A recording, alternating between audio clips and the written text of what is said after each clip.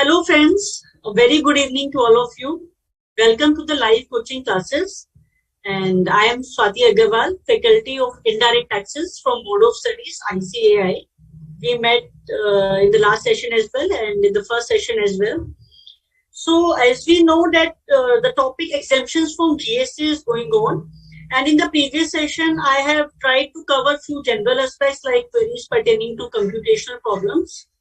And then Deepak has apprised you about various services which are exempt from GST, like agriculture services and charity services related to charitable and religious activities. Then this education services. So in this session, I will, we will just recap what you have learned in the last session. I will take you through various small questions and answers, and I hope that you will give your, I will raise question from all of you, and you need to reply very fast to me because we have to take further other services as well, which are exempt from GST. Deepak will take you to the other services. But before handing the session to Deepak, I would like to recap the services which you have learned in the last session.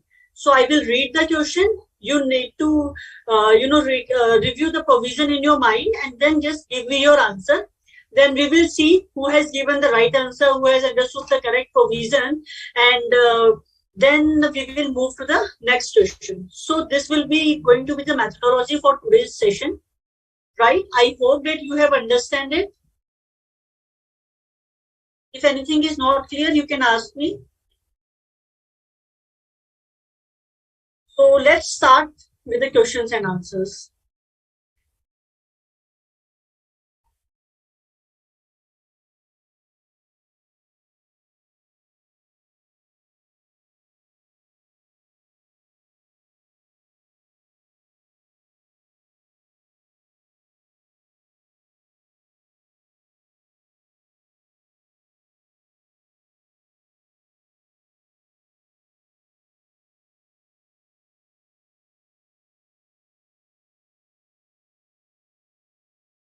Right? So let's move to the questions. The question will be whether the service in the given cases are exempt from GST. You have to reply me whether the service is exempt or not, and also give me the very brief nature of the service so that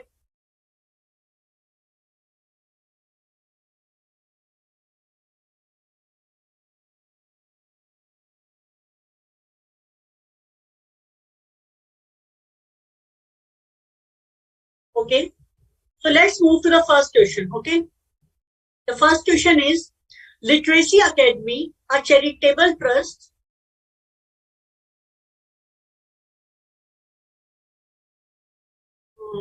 Just give me a minute. Let me start it with the slideshow.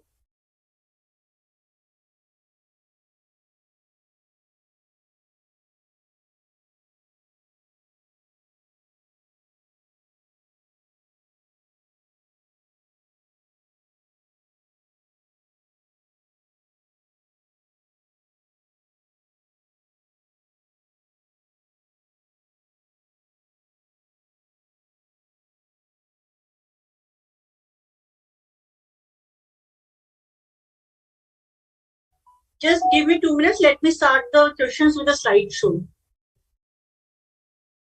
So the question is, Literacy Academy, a charitable trust registered under Section 12AB of the Income Tax Act 1961, has organized an educational program for old age people over the age of 60 years and up to 65 years residing in Bishnoi village in Jodhpur.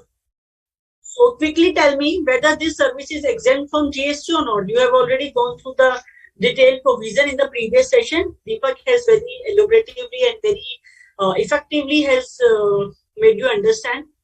So just I'm waiting for your answer. Please give me your quick answer.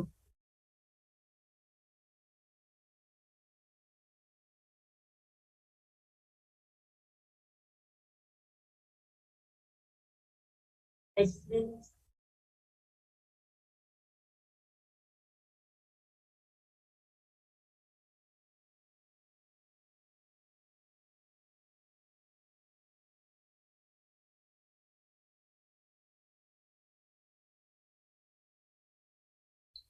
So I have received few answers. Let me just go through it. Mr. Hitesh Jan has replied not exempt.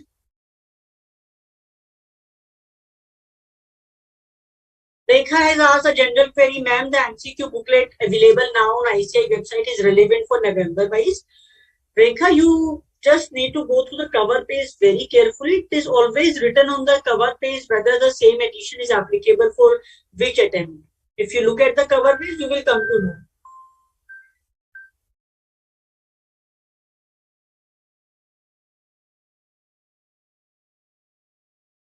Then Ms. Nipun Gupta has replied one number only above 65 years is exempt.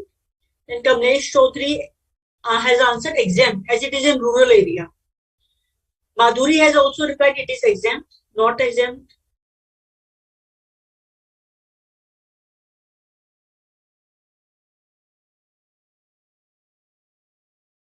See, section 12AA is now section 12AB, so don't get confused with it, Mr. Ayush Agarwal.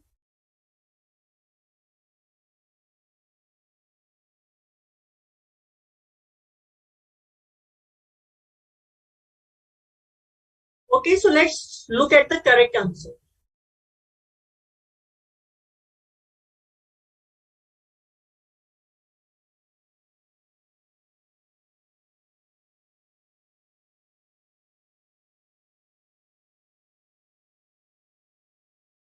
And the correct answer is not exempt. You know what is the reason behind it? Since charitable educational program, what does charitable activities include basically? Charitable activities, it is also given in your study material that charitable activities includes advancement of educational program relating to persons over the age of 65 years residing in a rural area, right? So over the age of 65 years residing in a rural area. Here in the questions, old age people are residing in Bishnoi village in Jodhpur. So village, that means it is a rural area. But the age is over the age of 60 years and up to 65 years. But what is exempt is persons over the age of 65 years. So this will not be exempt. And the correct answer given is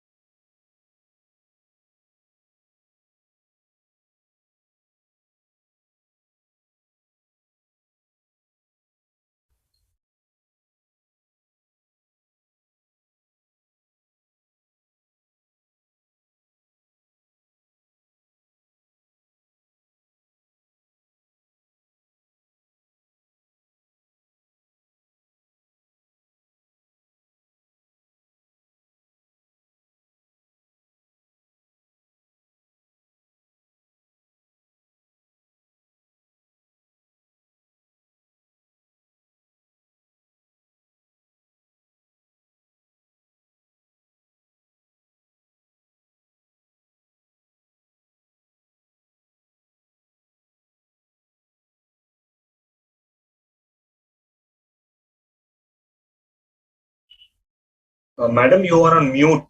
Please unmute.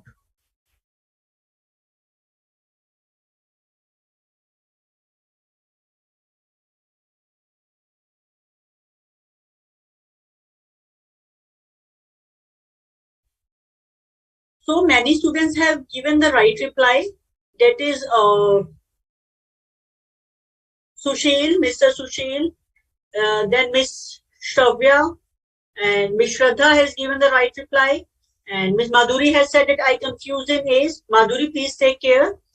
That what is the age limit given in the question? Now let's move to the next question.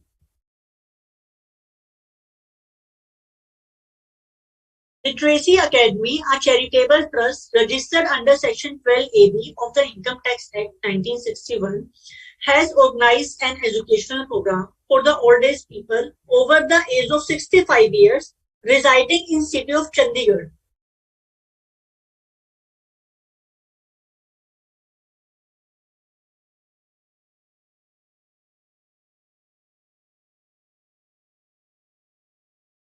I hope that my voice is audible now, Pooja and Piyush.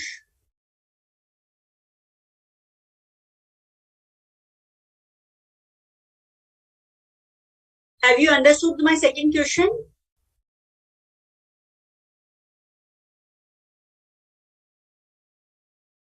Literacy Academy. When you give the answer, please, number the answer, like you are giving answer for answer number 2.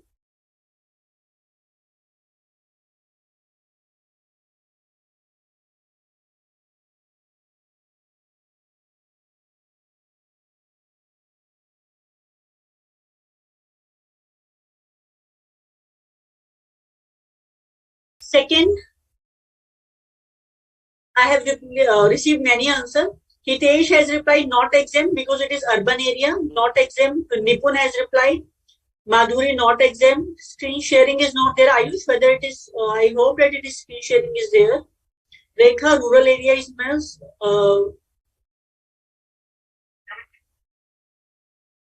Screen sharing is there? No. Yes.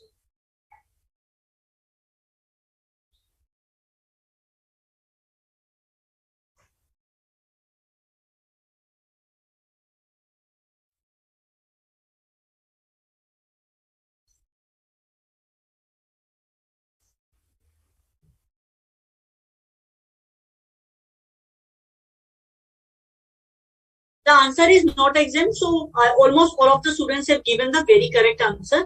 It shows that you have understood the concept. So now the another question number 3.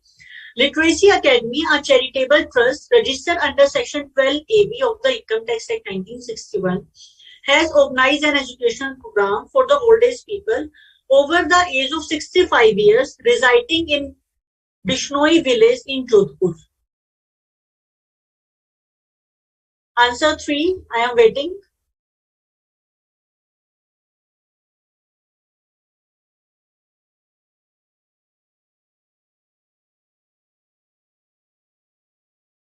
Be fast.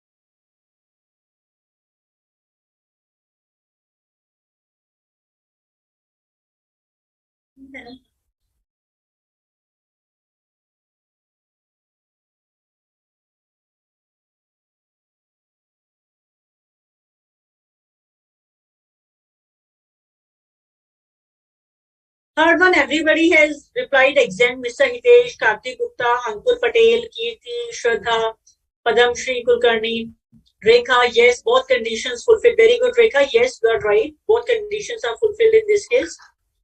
Isha has replied exempted, that is providing education to old people of rural area over 65 years of age. Very good.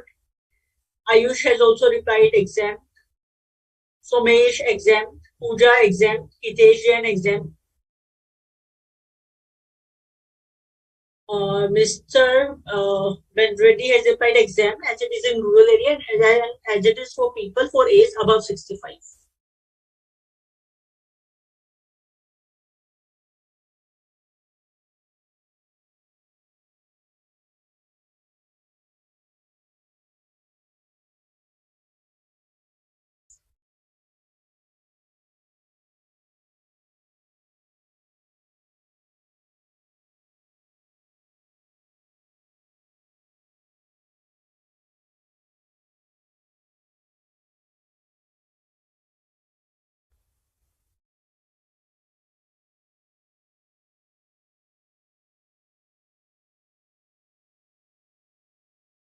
So very right answer, it is exempt. Let's move to the next question. Question number 4. Samriti, a religious trust under Section 12AB of the Income Tax Act 1961 has rented out community hall for Srimad Bhagavad Katha for a rent of 15,000 per day.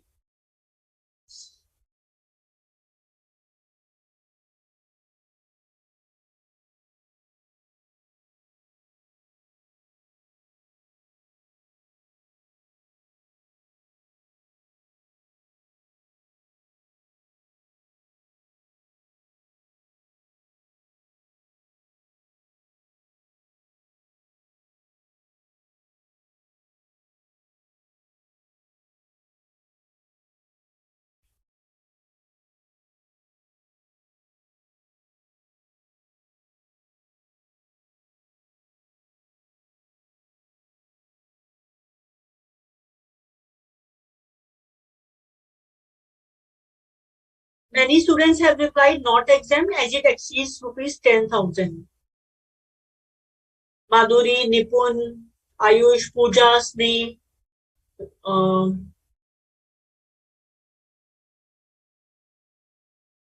Rekha, Ankur, Raghav, Isha, Pooja. Everybody has given the correct answer.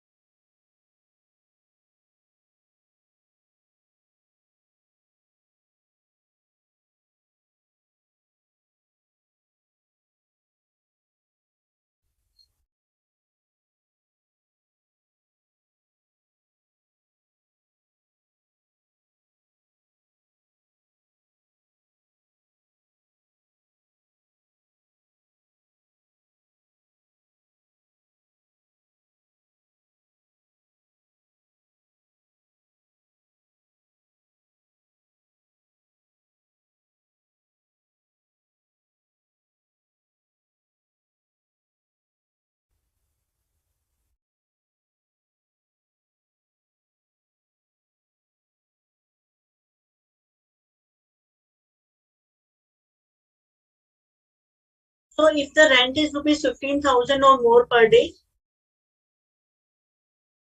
the answer is not exempt. Very right. All of you have given the correct answer.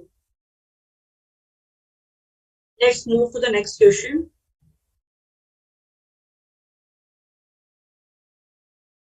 Samriti, a religious trust under Section 12AB of the Income Tax Act 1961 has rented out community hall for Srimad Bhagavad Katha for a rent of rupees 10,000 per day.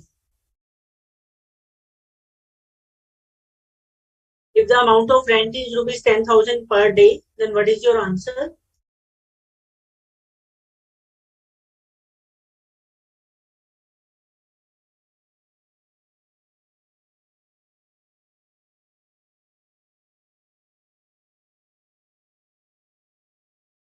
No, Pooja, the session is not wrongly written in module. It is just after this study material is released for printing, the said amendment has taken place, right? So I am waiting for answer number 5. Not exempt, Sushil has replied not 10,000, right? I hope screen sharing is there now.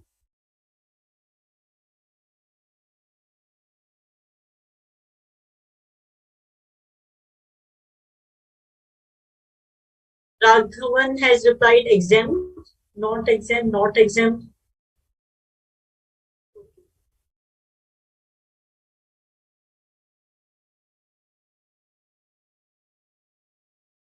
So let's see the answer. Answer is not exempt. Please read the exemptions very carefully. Even in the study material it is given. The services provided by way of conduct of a religious ceremony or renting of precincts of a religious space meant for general public is exempt. But however, nothing contained in entry B of this exemption shall apply to. If it is given nothing contained in entry B of the exemption entry shall apply to, it simply means that exemption is not applicable in the below mentioned cases, right? And what are those cases? These are first one, renting of rooms where charges are 1,000 or more per day. Here we are talking about community hall. So second clause will apply. Renting of premises, community halls, Kalyan Mandapam or open area and the like where charges are rupees 10,000 or more per day. So if the rent is rupees 10,000, either rupees 10,000 or more per day, then this exemption will not apply. So in this case, in the given case which I am discussing with you, rent is rupees 10,000 per day, so it is not exempt. Now let's move to the next question. Samriti, a religious trust under section 12AB of the Income Tax Act has rented out community hall for Srimad Bhagavad Katha for a rent of rupees 8,000 per day. Waiting for your answer. I am happy that I am getting good response from you people.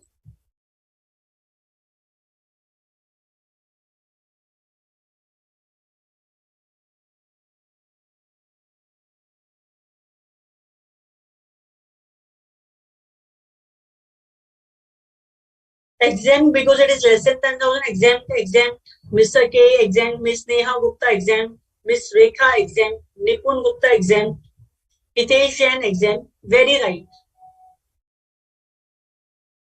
Very good. You people have understood this exemption relating to charitable and religious activities very clearly. Very good.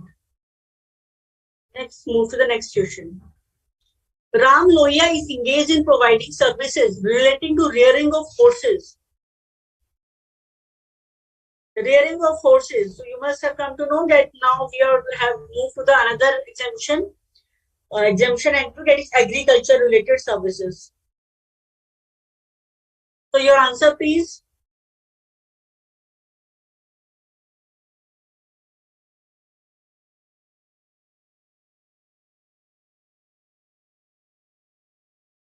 Madhuri has replied not exempt. Ankur 7 not exempt. Hitesh Jain not exempt.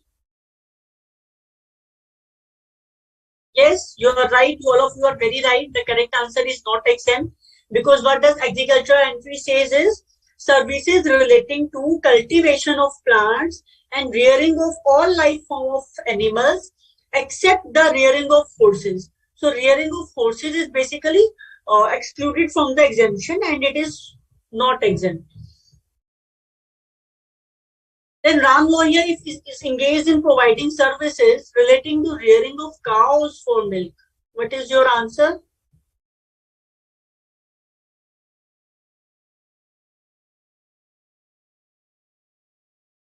Now waiting for 8.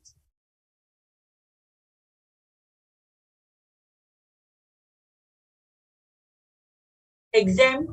Madhuri. Rekha, yes. Nipun Gupta, exempt. I want participation from all of you, not from very few students.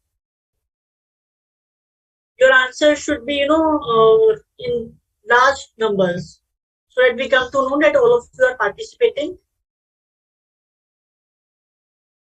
Yes, Prabhas Jain, yes. Pooja, exempt. Piyush, exempt. Ayush, exempt. Raghavan, exempt. Very good. Akanshil, exempt as rearing of cows for milk is an agricultural service. Very good. Sushil, exempt. So all of you have given the correct answer, exempt. So now let's move to the next service. I think education is not, Deepak will take up education service in today's class, right Deepak? Yes, ma'am. We'll take it today. So I think the services which he has taken in the previous session, we have already, taken the quick recap of all the services.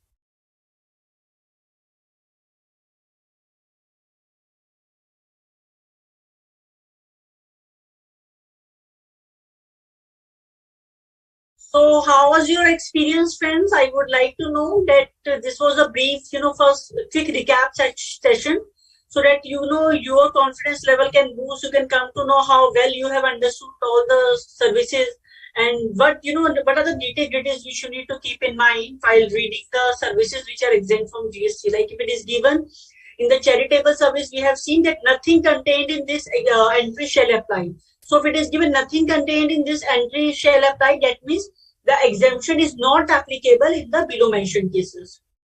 So I am happy that you have understood the concepts well, because we have received the responses in a large number of cases. Sneha has replied, interesting ma'am. Rekha, fantastic experience. Very good. Any more feedback please, so that we come to know how whether you have enjoyed the session or not. Isha, nice revision. It boosts my confidence. Very good, Isha. That was the purpose of taking this type of questions, so that your confidence level gets boosted. Rekha, revise all the concepts to these questions. Pooja, it was great class. Sushil, fine experience, ma'am. Yeah, thanks to Sushil, you too, for participating in the class. Exemption is very interesting topic, Hitesh. Yes, right, indeed. Sai Kumar, good. Ayush, very good experience, ma'am. Then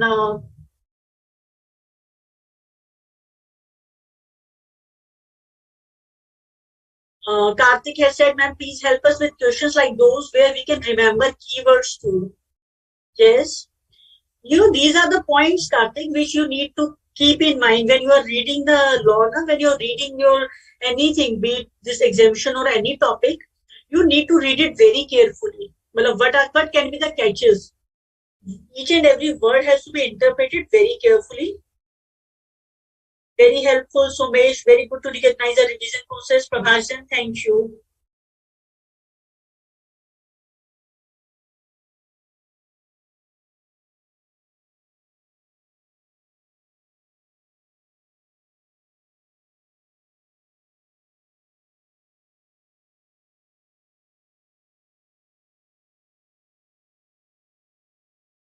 So friends, I am also happy that you have understood the concepts very well, and it has helped you in the real sense in understanding, in revising your previous class. So keep learning, keep understanding the provisions. Deepak has, is a very good faculty for indirect taxes. He explains you in a very comprehensive manner. And without taking much time of this session, now Deepak will take you to the other services which are exempt from GST, because exemptions from GST is a very vast topic, and it contains a lot of exemptions from lot of services which are exempt from GST. And as we know that exemptions for supply or exemptions from GST in case of goods is outside your purview of syllabus, because it is included in study guidelines. What is included in study guidelines means that it has been excluded from the syllabus. Though few examples are given in the study material, but they are only for the sake of understanding, for the sake of general knowledge, general awareness. But yes, only services are covered in your syllabus. So over to Deepak. I don't take much time because there are many services which are to be taken by you in today's and the forthcoming session. So thank you, and over to Deepak. Keep learning, friends. Thank you, madam.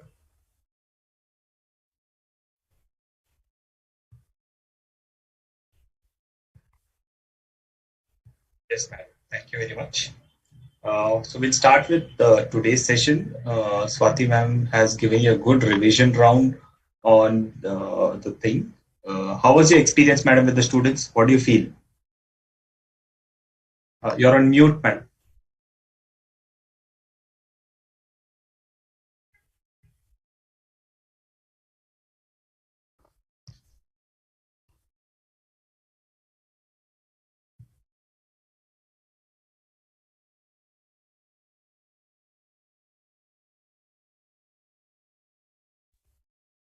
Yeah, very nice experience, Deepak. Students has given, in fact, large number of students has given the correct answer.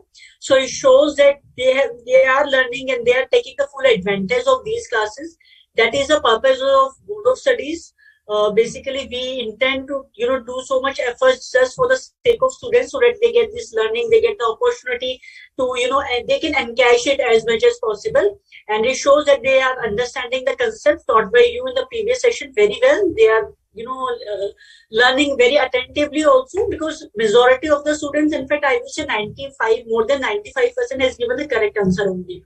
So very nice, and in fact they are very happy with this interactive session. So I will say, if you get time, then you can also ask these type of questions, so that these are very small and quick questions which which don't take much time, and the students are able to participate in these type of questions, and they're happy because these type of sessions help them in revising their previous concepts. So it shows that they are happy with these type of sessions, and their experience is nice. They are understanding the concepts in a good manner. Keep learning, friends. Keep learning. Keep showing your interest. Keep participating actively. That's all we can say. Okay. Keep learning. Bye bye. Over to you. Thank you, ma'am. Yeah. So we'll start with our session on where we left from the last session. So we had touched upon education services, but we wanted to complete and recapitulate that so that we understand this more carefully now. So we have roughly 2 hours time now. So we'll try to cover whatever exemptions are possible today. The objective, what I want to set now is that I will take up exemptions, education services, healthcare services, government services, then other services to the extent possible. Today, we have one more session for exemptions. So if we cover major exemptions today, then we'll cover balance exemptions the next class and take the MCQs. And if we have some more time, we'll take up specific problems only for exemptions so that you'll know how to practically solve the problems. Madam has given you some questions. This will be really a kind of revision, and my MCQs and then problems will be like a completeness on the chapter itself. Okay. So we were discussing on education services. So we'll start with where we left. Okay. Passport.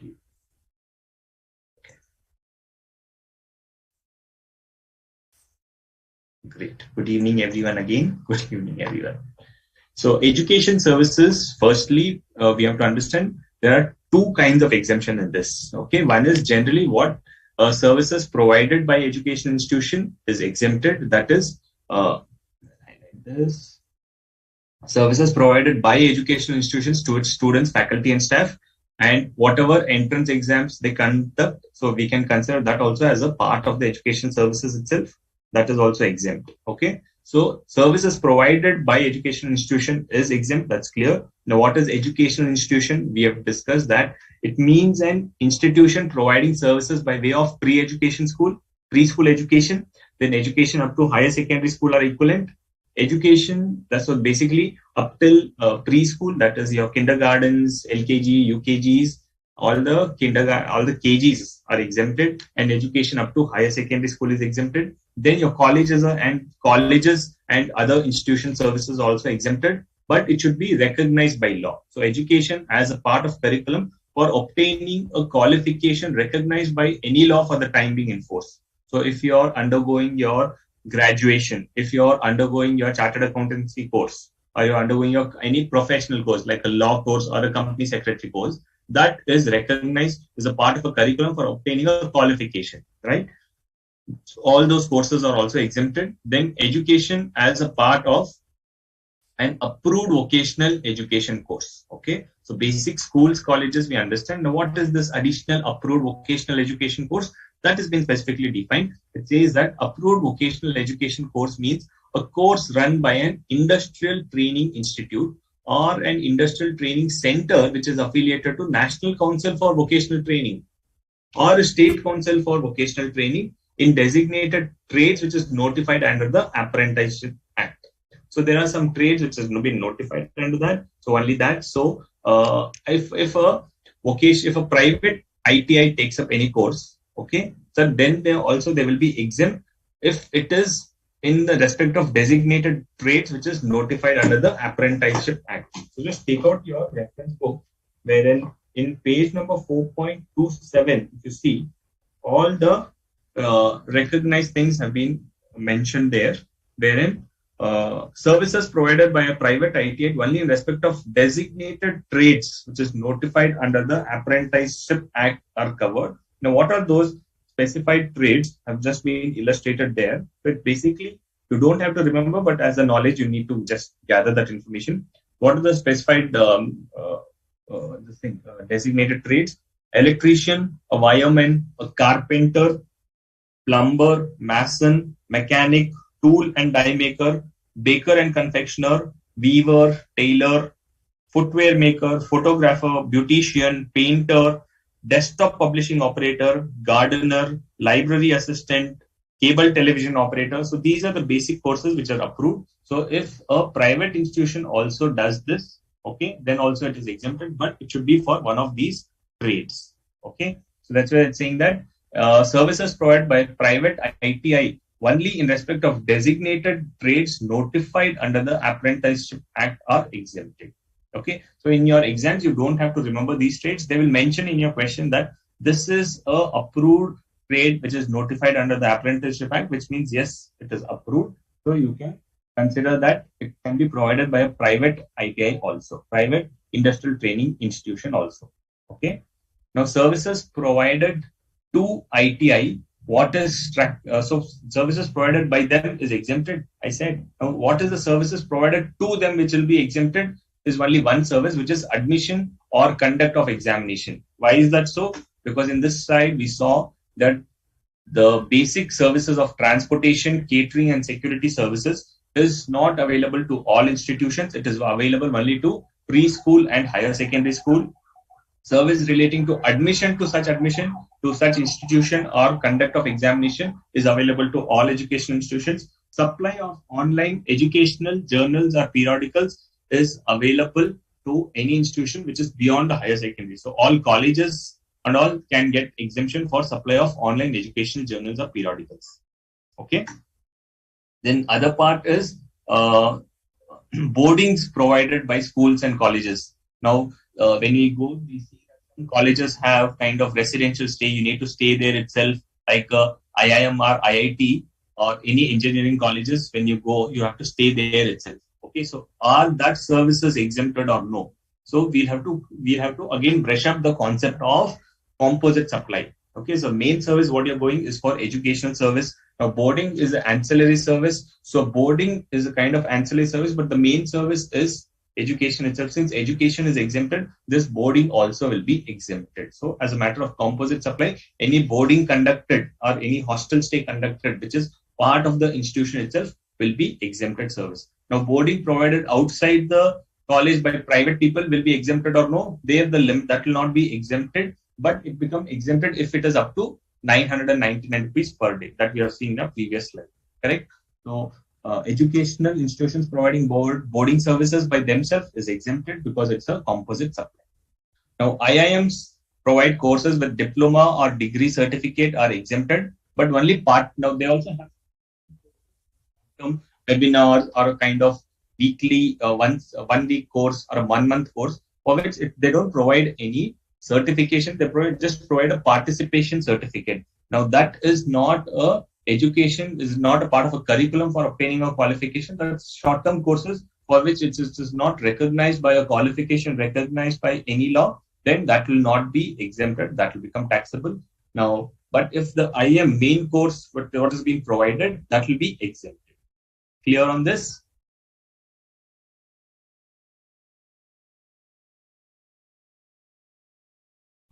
Okay, so we understood education services very clearly. Review again on services provided by educational institution is fine, but services provided to educational institution, you'll have to be very careful because only these three services are exempted. That in fact, the first four services available to all educational institution means including a preschool and higher secondary school will also get this exemption. For preschool and higher secondary school will get exemption of what all services? Transportation of students, faculty and staffs, then catering services, including any midday meal services, security or cleaning or housekeeping services, then services relating to admission to such institution, admission services and conduct of examination will be exempted. Now, this service of conducting of examination will be available to all institutions. Then supply of online educational journal or periodicals will be applicable exemption will be available only to above higher secondary school institutions. Clear? So that is basically what it is with respect to educational institutions.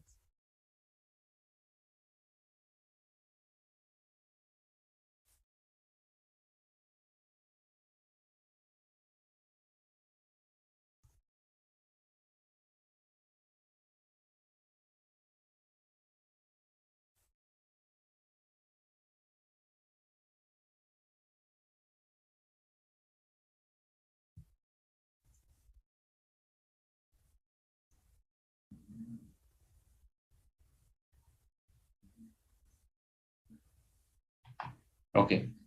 I'm not getting any questions. If there is any question, just ping me because I'm not able to see any questions for the past 10 minutes. Okay. So I assume there are no questions. If some question comes up, I'll just answer it at a little when it comes up. Now we'll get into next service, which is healthcare service. Okay. I'll zoom in here so that you can, first is we'll see the overview and then we'll get into the concept. Now, firstly, healthcare services provided. Now, again, in education services, we have seen that specifically there are some exemptions on service provider. So, if anybody provides services to educational institutions, those services are exempted. But that is not the case in healthcare services or any other services. Because in healthcare services, we'll see that services provided by a healthcare institution is exempted, but services provided to an healthcare institution is not exempted. That's why I mentioned here, no exemption for services provided to a clinical establishment. Okay. Now, anybody who's providing any service to a healthcare institution, say they're providing medical equipments, they're providing medicines, will that be exempted or taxable? That will be taxable. Okay. So we'll start with what are the services provided by way of healthcare services, which is exempted.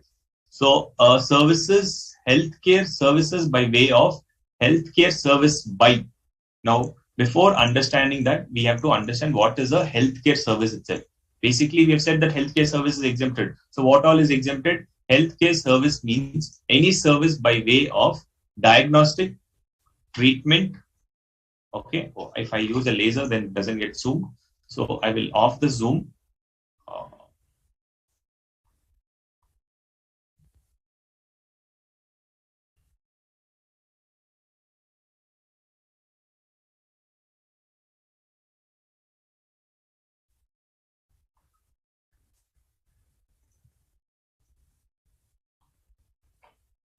Okay. Healthcare services means any services by way of diagnostic, treatment or care of what? Of illness, injury, deformity, abnormality or pregnancy. So any kind of diagnosis what we do. Saying that we just go for a healthcare checkup. So can we say that I have a illness, that's why I'm going? No. To avoid the illness itself, I go to a doctor saying that these are my tests done. Please check and tell me whether my health conditions is correct. So that is called as a diagnostic services.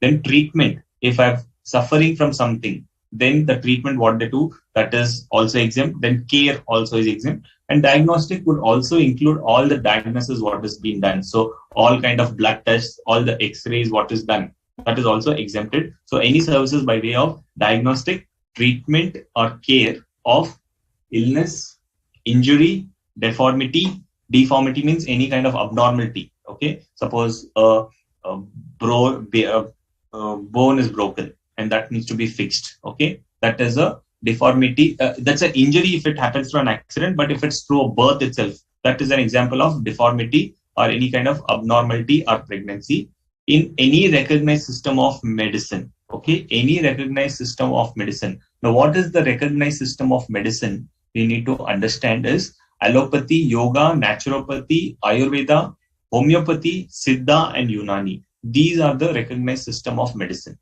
Okay, so any allopathy doctor, that is any kind of doctor, English doctor, what you say, his services are exempted. Yoga, a naturopathy, a Ayurvedic doctor, a homeopathic doctor, Siddha or Unani doctor, those are also exempted. Reiki, foreign things are not recognized. Basically, Reiki, acupressure, or any kind of Chinese medicines, what you get, these are all not recognized. Okay, so Reiki, acupressure, and Chinese medicine is not recognized. Then now healthcare services, basically hospital के services जो provide होती हैं वो exempted हो जाएगी. फिर जो हम labs को जाते हैं, lab के services exempted हो जाती है. क्या क्या चीजें, कौन से डॉक्टर, अंग्रेजी डॉक्टर हो गया, योगा में भी जो अगर ट्रीटमेंट मिलता है, जैसे योगा में वो कुछ योगिक प्रैक्टिस करते हैं जिससे आपकी हेल्थ केयर ठीक हो जाती है, that is also exempt. Naturopathy हो जाती है, आयुर्वेदा, फिर होम्योपैथी, सिद्धा और यूनानी, ये सभी एग्जेम्प्टेड है. Then transportation of patient to and from clinical establishment, मतलब क्या हो गया, जनरली ट्रांसपोर्टेशन कब होता है, एम्बुलेंस की तरह होता है, तो ambulance service is also exempted, but it does not include what. So ये बेसिक चीजें हैं जो एग्जेम्प्टेड है, लेकिन क्या एग्जेम्पशन नहीं है, हेयर ट्रांसप्लांट और कॉस्मेटिक और plastic surgery. Now here transplant हो गया, मेरे बाल उड़ गए, चमन दिख रहा है और आपने हेयर ट्रांसप्लांट करवा दिया है, तो that is given by a doctor itself, but still that is a matter of a cosmetic thing. अगर वो नहीं करेंगे तो भी आपकी हेल्थ तो ठीक से ही चल रही है. So you are doing it for beautification purposes, तो anything for beautification purposes will be taxable. कोई डॉक्टर ये लिख के आपको रिकमेंडेशन नहीं देगा कि आप आपके बाल डलवाओ. ओके, आपको अच्छा लगना है तो इसलिए आप आपके बाल डलवा रहे हो, you are putting basically transplanting your hair, so that will be taxable. वो एग्जेम्पशन नहीं है. बेसिक हेल्थ केयर जो है उसको एग्जेम्पशन करना है और ये ब्यूटिफिकेशन को टैक्सेबल रखना है, that is the objective here. तो hair transplant will be taxable. Cosmetic and plastic surgery, इसमें भी दो कैटेगरीज हो जाती है. Plastic if it is related to beautification, कि मेरा चेहरा ठीक नहीं, मेरे को अच्छा मॉडल बनना है, तो इसलिए मैं कुछ प्लास्टिक सर्जरी करवाता हूँ, then that will become taxable. But if it is related to restore restrictive anatomy or functions of a body, to restore or restructure the anatomy or functions of a body, जैसे किसी का accident हो गया है और उसका चेहरा कुछ खराब हो गया और उसको नॉर्मल ब्रीदिंग करने के लिए उसको कुछ प्लास्टिक सर्जरी करना पड़ेगा, तो that is valid because it's not for beautification, that is to restore the body structure. जैसे नाक कुछ खराब हो गया है, नाक की वजह से उसको सांस लेने में तकलीफ है और डॉक्टर तब बोलते हैं कि आपको प्लास्टिक सर्जरी करवाना पड़ेगा, then that is fine because it is a restore, the objective of restoration or restructive anatomy are to bring the functions of the body. जैसे कोई डिफेक्ट्स हो गया, abnormality हो गया, इंजरी हो गया और ट्रोमा, उसकी वजह से आप कुछ प्लास्टिक सर्जरी करवा रहे हो, then that is exempted. Okay, so we understood what is the meaning of healthcare service. Now, healthcare services, this can be provided by whom? It can be provided by a clinical establishment, which means it could be provided by a hospital, it could be provided by a nursing home, or it could be provided by a lab which does any diagnostic services or does any investigation of the health conditions. So hospital, nursing home or labs, all of this are examples of, are actually the clinical establishments. And it could be services provided by authorized medical practitioner. मतलब जो doctors हैं वो doctors individually भी provide कर सकते हैं या अपने हॉस्पिटल में भी आके प्रोवाइड कर सकते हैं. ठीक है, now those individual medical doctors और medical practitioners should be registered with any council of recognized system of medicine. मतलब हमने recognized system नीचे देख लिया कि ये हो गया ना एलोपैथी. ओके, एलोपैथी, योगा, सिद्धा, किसी भी डिवीजन में उनको सर्टिफिकेट मिली हुई है.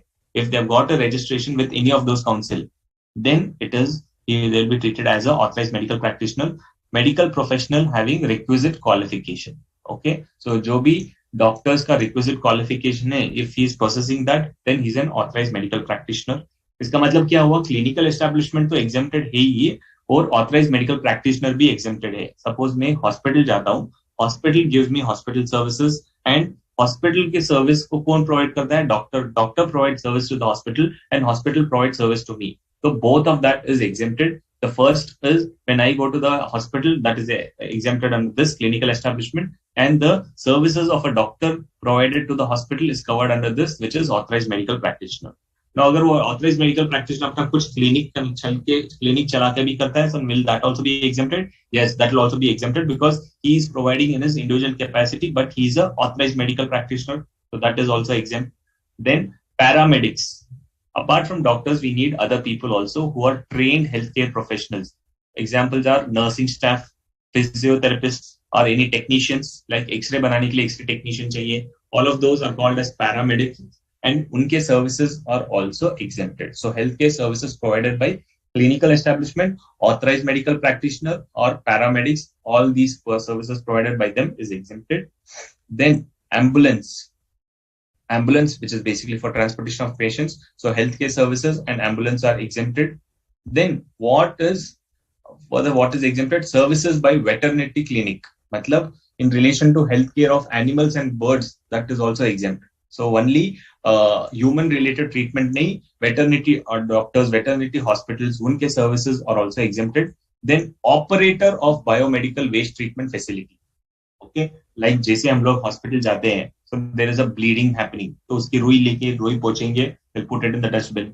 फिर इंजेक्शन लगाएंगे, injection also they'll put it in the dustbin.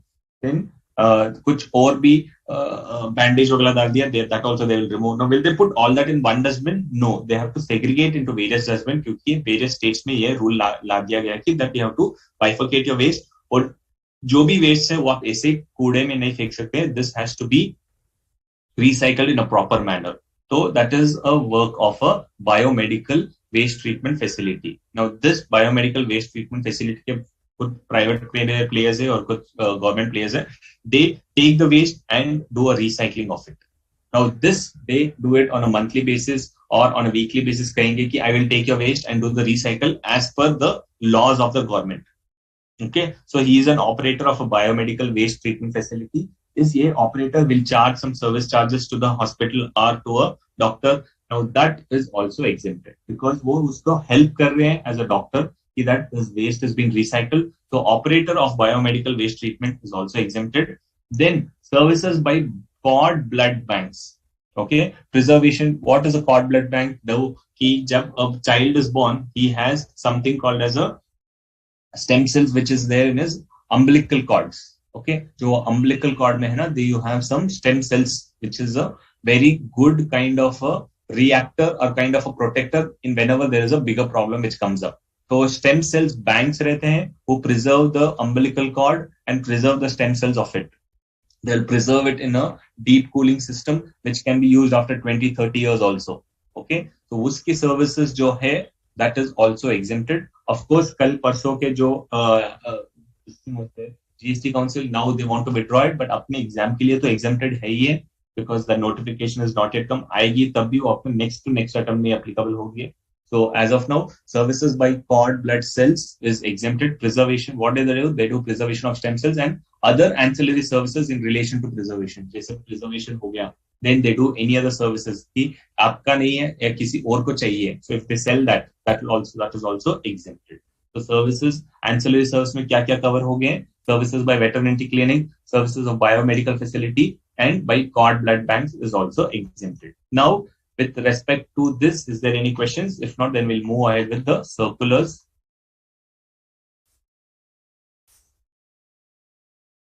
Sir, fat removal surgery, is it exempt? No, fat removal surgery is not exempt. It will be taxable because any kind of cosmetic treatment what we do will be taxable. Are all medicines exempt from GST? नहीं, medicines का तो मैंने कहा ही नहीं है. We are only talking of services, goods के बारे में हम नहीं जा रहे हैं. और goods के exemption में भी medicines exempted नहीं है. Medicines are taxable. Medicines at chemist are exempted. No, medicines at chemist are taxable.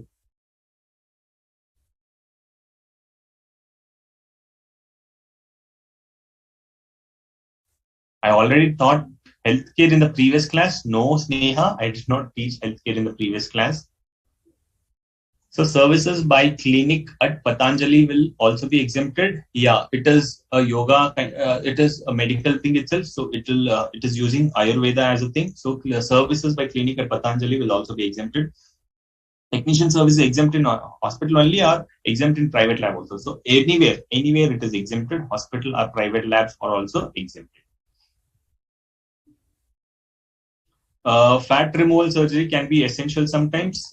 It could be essential, but the circular, we'll see that what the circular says, because I've seen that in some circular it is mentioned as it is taxable. So if a doctor suggested saying it is a health reason you have to do it, then it will be exempt. If it is for cosmetic reasons, then it will be taxable. Good, Rekha, that these charts are helpful. Use maximum use of this. मेरे handwriting तो बहुत अच्छी नहीं है. I've written it by my own hands. So if you don't find this really helpful, then you write it with your own hands. That will be really helpful for you to keep it for your exams. And this will also be useful for your finals because यही exemption chapters हैं. Exemptions और add होंगे, ना तो कुछ delete होने वाले हैं. So these slides will be helpful for you in your inter as well as in your final exams. Where is the biomedical waste model operator exemption in study material? वो आपको मिल जाएंगे. I've clubbed it. All health related stuff I've clubbed it one place. आपको other miscellaneous में you'll get it. So wherever is related to the topics, I've clubbed it in one place, Prabhas, so you can find it here. But आपके exemption in the book, you will find it in miscellaneous topic. Are dental care services exempted? Yes, dental care services are exempted because those are also medical services itself. Dental जो doctor है वो भी doctor ही है. Then plastic surgery exempted on accident case? Yes, it will be exempted on accident case क्योंकि वो क्या होता है वहाँ पे restore के objections होते हैं, restore or restructive of injury. So during accident आपको कुछ plastic surgery करते हैं, then it is exempted. But I have seen hospitals charging GST, sir.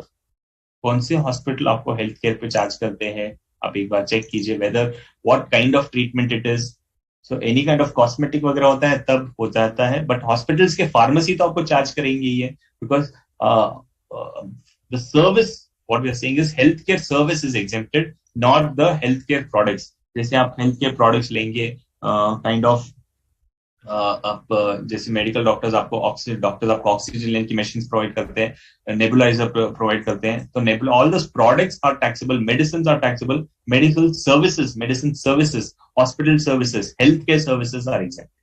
Okay, this services by government hospital are for health care purposes exempted. First of all तो government hospital को कुछ charge ही नहीं करना चाहिए, but if they charge then that is also exempted, right?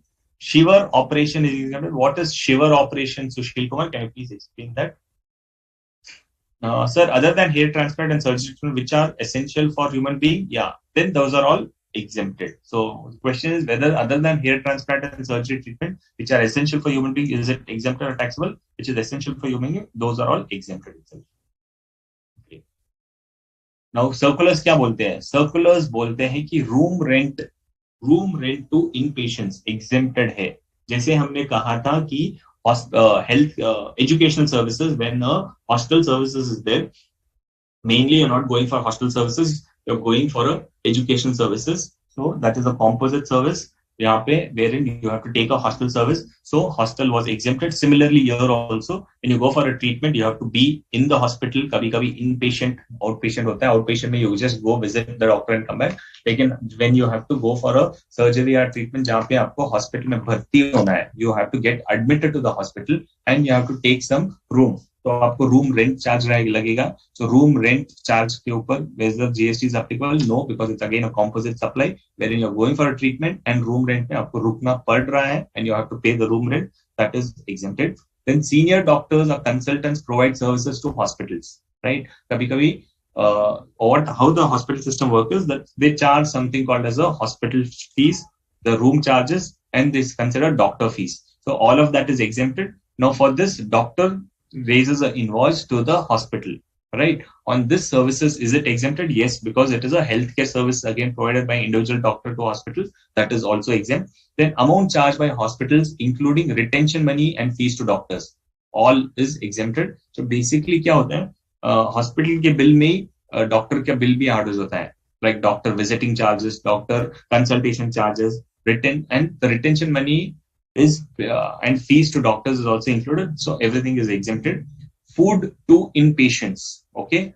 Food to patients, is it exempted? Yes. Food to inpatients, जैसे आपको stay करना है और हॉस्पिटल बोलती है that we will provide you food also with additional charges, okay? So this food is not provided as a catering service, वो सिर्फ inpatients के लिए प्रोवाइड करते हैं. That's why it's specifically mentioned food to inpatients. जो patient stay होता है उनके लिए जो खाना प्रोवाइड करता है, that is also exempt because it is a part of composite supply. You have gone for health care services and food is an answer thing. आप खाने के लिए हॉस्पिटल नहीं जा रहे हो, आप अपने हेल्थ रीजंस की वजह से जा रहे हो, so that is also exempted. Then outside caterer to hospital, जैसे कोई केटरिंग कंपनी है, वो एक हेल्थ केयर सर्विस एक हॉस्पिटल को सर्विस प्रोवाइड करता है, so that person will charge GST because services provided to health care is taxable, correct? Then food हमने देखा कि इन पेशेंट तो एग्जेम्प्ट हो गया, फूड टू अनएडमिटेड पेशेंट्स जैसे विजिटर्स या अटेंडेंट्स को एक हॉस्पिटल कैंटीन हो गया, canteen services is it exempted? No, it is not exempted, that will be taxable. या आप कहते हैं कि नहीं हमारे पेशेंट्स के अलावा जो साथ में रहने वाले हैं उनको भी खाना प्रोवाइड करो, तो ठीक है हॉस्पिटल प्रोवाइड कर सकती है, बट उसके ऊपर चार्ज लगेगा because they are not inpatients, वो ट्रीटमेंट के लिए नहीं आए हुए, so that will be taxable. Then any services other than health care which means renting of shops और ऑडिटोरियम, कि उनके विसिनिटी में they might provide some place to a hotel or a canteen service provider, then that will be taxable. Then उनके hospital में auditorium हो गए जो कुछ सेशंस लेने के लिए आउटसाइडर्स को प्रोवाइड करते हैं, that will also be taxable. Then display of advertisements, जब हम हॉस्पिटल जाते हैं there will be some standees or some advertisement boards, so उसके लिए अगर कुछ हॉस्पिटल चार्ज लगाता है then that will be taxable. Okay, so healthcare service primarily are exempted. All other ancillary services जैसे रेंट कलेक्ट करना, जैसे डिस्प्ले करना, all those will be taxable. Okay.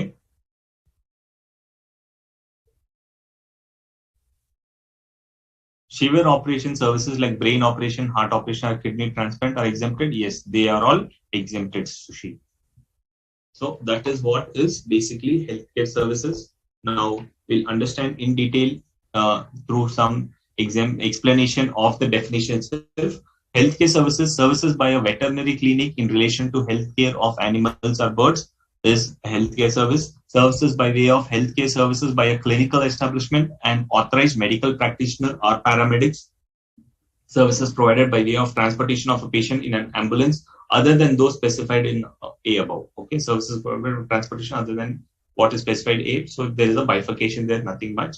Services provided by a cord blood bank by way of preservation of stem cells or any other service in relation to such preservation exempted. Services by rehabilitation professionals. This we had already seen. Rehabilitation professional is also exempted.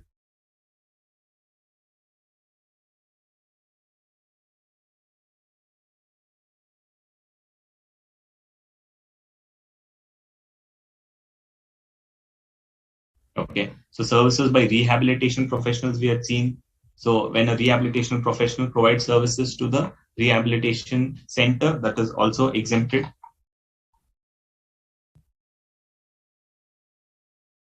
Then what is healthcare services? Healthcare service means any service by way of diagnosis or treatment or care for illness, injury, deformity, abnormality, or pregnancy in any recognized system of medicine in India. So Indian medicine system is only exempted, and it includes services by way of transportation of the patient to and from a clinical establishment, but does not include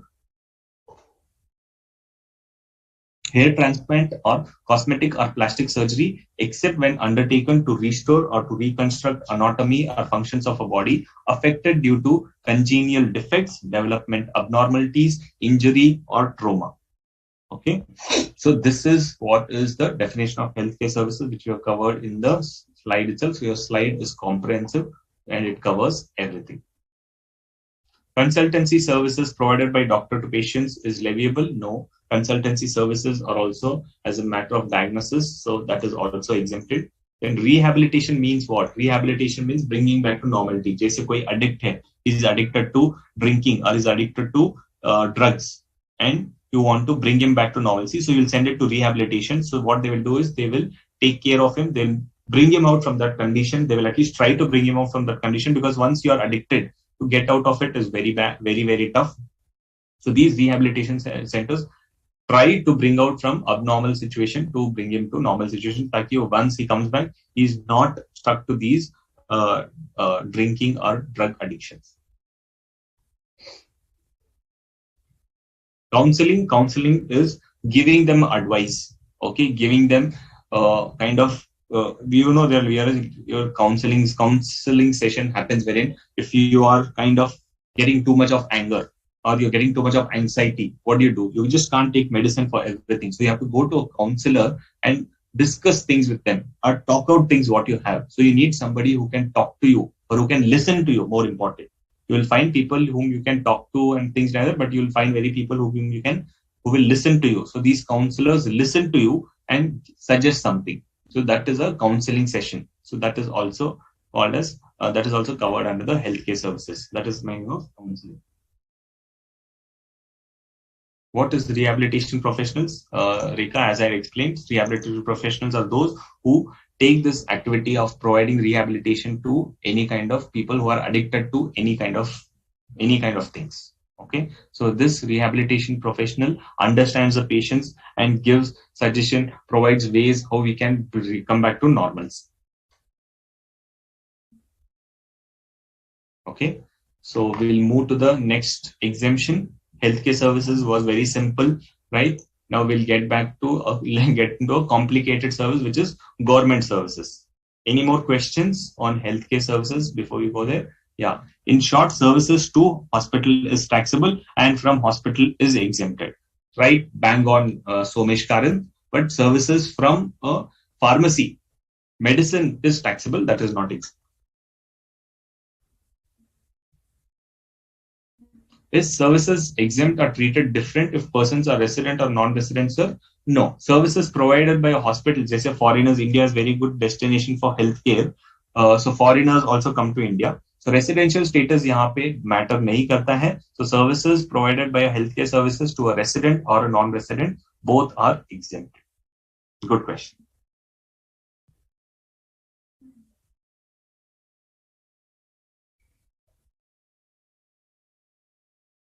Nasha Mukti Kendra or rehabilitation? Yes, Nasha Mukti Kendra exactly is rehabilitation. Thank you, Ms. Rekha, for putting that right word. So what are the services rendered by paramedics? Why is it exempt?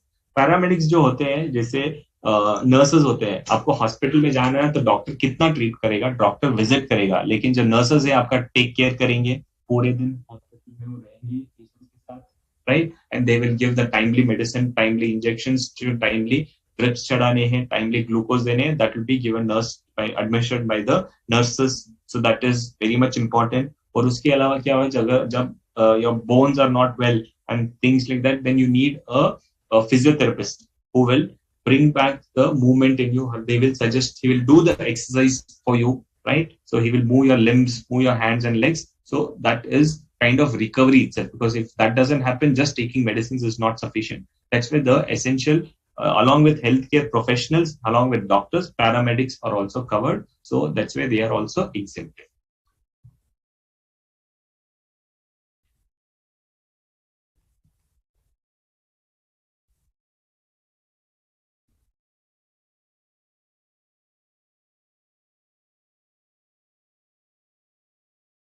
Okay. Let's get into the government services. This you'll have to understand is a little complicated, but we'll have to understand this really carefully. First is government services. Pure services are composite services wherein up to 25% is goods, okay, is exempted, okay, wherein basically what I'm trying to say is first exemption is pure services. जैसे कोई only service provide करता है government को, या composite supply of goods and service provide करता है, but the goods value is very less, which what is less means up to 25% of it is for goods, then it is exempted. It is if that service what they provide is in relation to Article 243 G or W of the Constitution of India. Basically, it says that there are some essential services which you have to see, which the government has to provide. Okay, so 243 G और W याद कर दीजिए. 243 W और G के तहत जो भी services a outsider is providing to a government is exempted. Okay, JA means government authority or government establishment. Now, these services could be provided to central government, state, or any kind of services provided to central government, state government, local authority, or union territory, or from one central government, state government, local authority, or local, union territory to another central government, state government, local authority, or union territory. This is also exempted. Okay, so first is an outsider providing, a vendor or a private person providing services to government if it is in relation to pure service or composite wherein goods are up to 25%, in relation to 243 GRW is exempted. Now this services, to whom will they provide? They're provided to CG. CG means central government, SG means state government, LA means local authority, UT means union territory. Now this from one authority to one central government to another central government department, if any service is provided, that is also exempted. So within government, any services is exempted. From private institution to private company to a central government or a state government or local authority or union territory is exempted if they are providing services in relation to 243 GRW. Okay. Now we'll get into what are the services, other services which are exempted. Exclusion from supply definition. We have seen first of all, जब supply का definition है, we have seen that any services provided by the government as public authorities are exempted, which is not supply. What are those services? Activities under 243 G and W. Like in the definition of supply itself, there is an exclusion wherein they say services provided by public authorities are not supply if they are activities under 243 G and W. Basically, जो पंचायत के services है, municipality services है, those are all exempted. Then supply of alcoholic liquor or alcoholic liquor is exempted. Now, supply of alcoholic liquor license is also specifically exempted through a notification.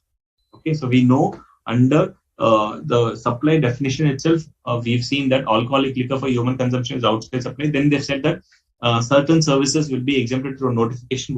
This is the primarily part of it. It says that supply of alcoholic liquor license is also there's no GST on that. Okay. Then we'll go to Department of Post. So whether all government services exempted? No, only activities in relation to 243G and 243W is exempted. Apart from that, everything will be taxable. Now we'll go to specific governments for which there is specific exemptions. First, Department of Posts.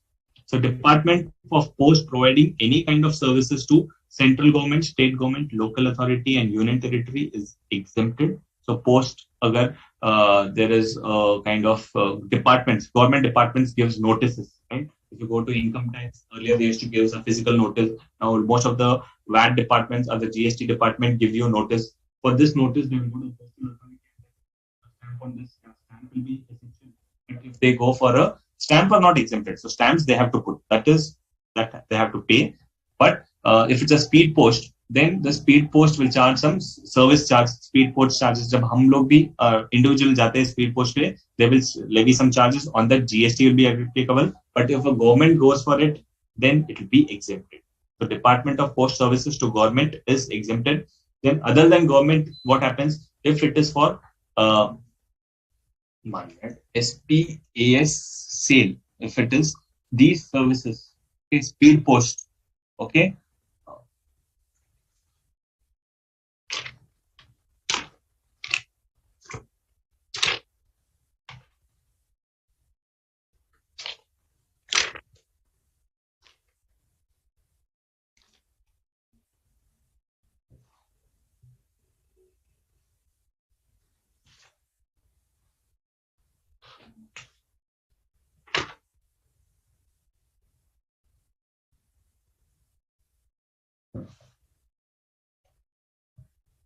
If it is in respect to sale services. Sale मतलब क्या हो गया? SP, which is speed post. AS is application services, जैसे passport applications हो गया, service या mutual fund के applications हो गए, passport applications or collection of telephones and bills.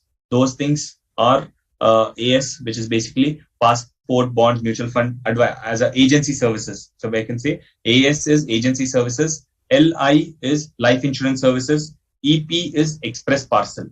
Okay, all of this is liable to GST under forward charge. Now, posts mein, apart from posts, what do? They do special services. What is SP? Is like a speed post service.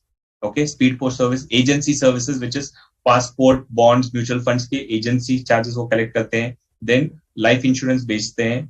And EP is express parcel. So इसके लिए जो है, there will be GST liable because these are not basic postal services. On this, GST will be leviable under forward charge. FCM means forward charge. Other services are inland post, postal cards, money orders जो है वो exempted है. जैसे आप post card देते हो उसके ऊपर stamp लगता है. तो स्टैंप के ऊपर क्या जीएसटी लगेगा? नहीं लगेगा, because it is with respect to inland post. All the stamps are all exempted. Then postal cards and then money orders, these are all basic postal services, this will be exempted. Clear? So Department of Post may all services to government are exempted. All services to private individuals are also exempted with respect to inland post, postal cards and money orders. But what is taxable is only sale activities, SALE. What is S? S stands for speed push, A stands for agency services, LI stands for life insurance services, EP stands for express post. So these services will be exempt, will be chargeable. Apart from that, all of that will be taxable. Okay.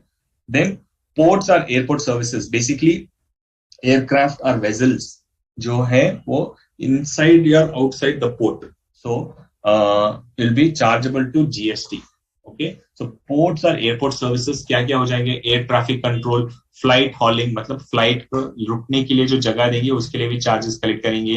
Rent from stores, okay, जो stores के लिए provide करते हैं, जहाँ पे airport है वहां पे एयरलाइन कंपनीज के स्टोर्स रखने पड़ते हैं. They have keep some spare parts, so Airport Authority of India will let out some part of it and collect rent. All of that will be taxable. So port and airport में क्या है? GST लगेगा. On what all services? Aircraft or vessel services inside or outside the port or airport. So that will be taxable. वो exempted नहीं है. Then transportation services for goods and passengers. जैसे flight charges हो गए, railway के ऊपर railway charges करते हैं. That is all transportation of goods passengers. और जब railway does transportation of goods, okay, on that also GST is leviable subject to transport exemption. जब हम transport का exemption पढ़ेंगे then you'll get to know कि क्या क्या exemption है, but all other generally passengers के ऊपर तो taxable रहेगा ही रहेगा. Okay. Then renting of immovable property. Okay, so government provides a business thing. This we have covered under RCM also. So recap that when a government provides services to a registered person, then it is liable under reverse charge. And if it provides to any unregistered person, then it is liable under forward charge. Okay, so renting of immovable property to a registered person, RCM pay karna padega. But if the government provides services to any person who is unregistered, then it will be payable under forward charge. Exemption nahi hai. Okay, then all other services. Okay, all other services which is provided to business entity. Okay, which is a taxable. Having a taxable turnover, then GST is payable under RCM. If it is a non-business entity, general public, then it is exempted. Okay, so business entity, when they take any services from the government, ये एक चीज याद रख दीजिए, any services taken from the government is liable under reverse charge, except those things what we have stated. Now, what is the exemption? Exemption is for services to wherein having an annual turnover in the previous year less than registration limit.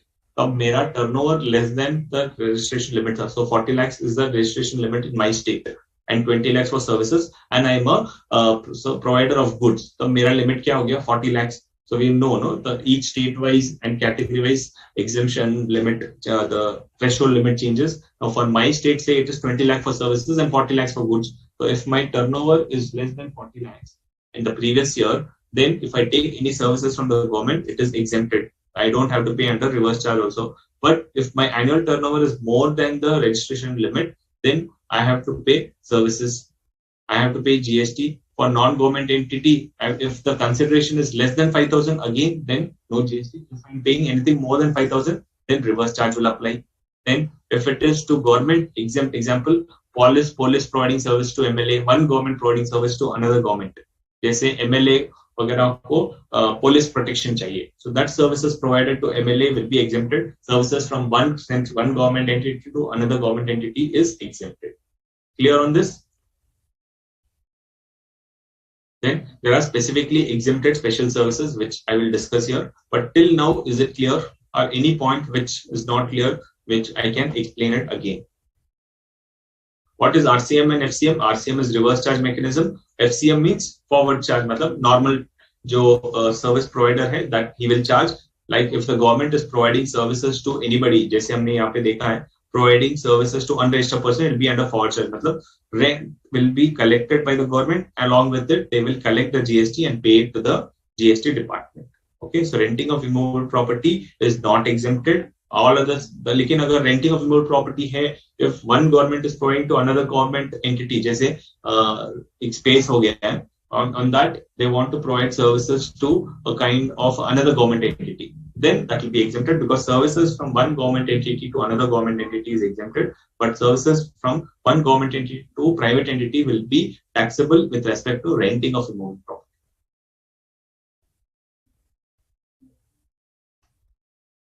ATO means annual turnover. Okay, so when I mean ATO, it means annual turnover. So if the annual turnover for registration is less than the registration limit, then it is exempted. If it is more than the registration limit, then it will be taxable if it is more than 5,000 rupees.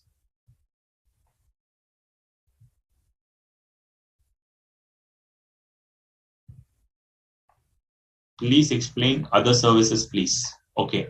So in other services, we have seen that department post is specific, airport services is taxable, transportation service is also taxable. Now all other services could be any other services, could be like one example would be like MCA services. Now it is very litigative. I'm just giving you some examples, or any other services which the government provides. It will be taxable if it is provided to a business entity. If it is provided to a non-business entity wherein I'm not registered, okay, if I take a service of paying off some kind of development charges to the government, if I'm a non-registered entity, I'm doing it as an individual, then I don't have to pay GST. Okay, then it is exempt. Neither the government has to pay GST on that. So services by government to general public is exempted. Now services provided to business entity, it is exempted. It is taxable, but it is exempted subject to this, wherein if I have an annual turnover less than the registration limit, then it is exempted. If I have a turnover limit above than the registration limit, then it will be taxable if the consideration is more than 5,000. If it is again provided to another government entity, it is exempted. Clear? Isha Jaiswal, I have not mentioned the entry number, but I'll make note of it that I'll mention the entry number, but I have not mentioned the entry number anywhere in my slides now.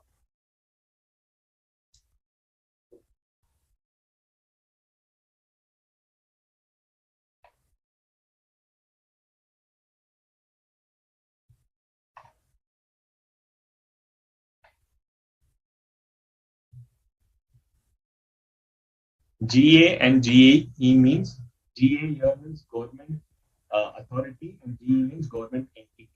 So pure services which is provided to, apart from these authorities, such as central government, state government, local authority, and union territory, even if these services are provided to government authorities and government entity, जैसे electricity boards, they are not a government, central government or a state government, they are government entities, जहाँ पे government का control होता है.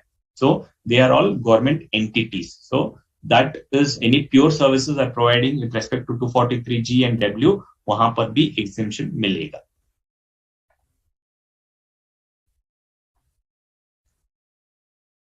So is all government services exempt or covered under one chart only, sir? Yes, all government services exempt are covered in this chart, sir.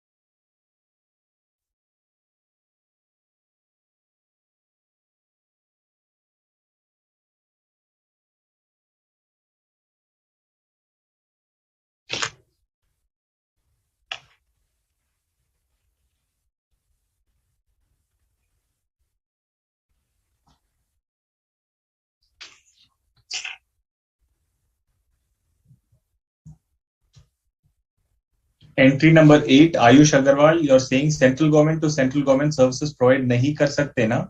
नहीं, they can provide. So any से एक central government दूसरे central government को provide कर सकते हैं, जैसे Ministry of Finance, Ministry of Agriculture को service provide कर सकते हैं. So one government to another government service provide कर सकते हैं. दूसरी country की बात नहीं कर रहे हैं, नहीं, within the country की बात कर रहे हैं. Central government of India, state government of India, union territory and local territory of India की बात हो रही है, out of India की नहीं बात हो रही है. Okay. So Special services which is exempted, I'll just share this, discuss on this also. Basically क्या होती है, guaranteeing of loans to government undertaking और public sector undertakings. जब पब्लिक सेक्टर अंडरटेकिंग्स होगी या गवर्नमेंट अंडरटेकिंग्स को कुछ लोन चाहिए, तो जो बैंकर्स होते हैं वो बोलते हैं हमको गारंटी चाहिए, we need some guarantee, so get a guarantee from the government. So government gives the guarantee, we give you a guarantee that अगर ये डिफॉल्ट कर दिए तो वी विल पे इट. तो उसके लिए the government entities, government undertakings, PSUs have to pay some money to the central government, से on yearly basis they pay some amount. तो उसके ऊपर जीएसटी लगेगा नहीं, वो एग्जेम्प्टेड ही है, बिकॉज गारंटिंग लोन्स के लिए जो होती है that is for them to get the loans, तो उसके ऊपर जीएसटी नहीं लगेगा. Then registration services required under any law. जैसे जीएसटी के लिए क्या चाहिए, रजिस्ट्रेशन चाहिए. तो आप जीएसटी रजिस्ट्रेशन के लिए जो फीस पे कर रहे हो, अभी तो जीएसटी रजिस्ट्रेशन फीस के लिए फीस नहीं है, it is free of charge. But पहले जैसे पीएफ रजिस्ट्रेशन हो गया, पीटी रजिस्ट्रेशन हो गया, प्रोफेशनल टैक्स एनरोलमेंट हो गया, उसके लिए क्या होता है, यू हैव टू पे रजिस्ट्रेशन फीस, तो उसके ऊपर भी जीएसटी नहीं लगेगा.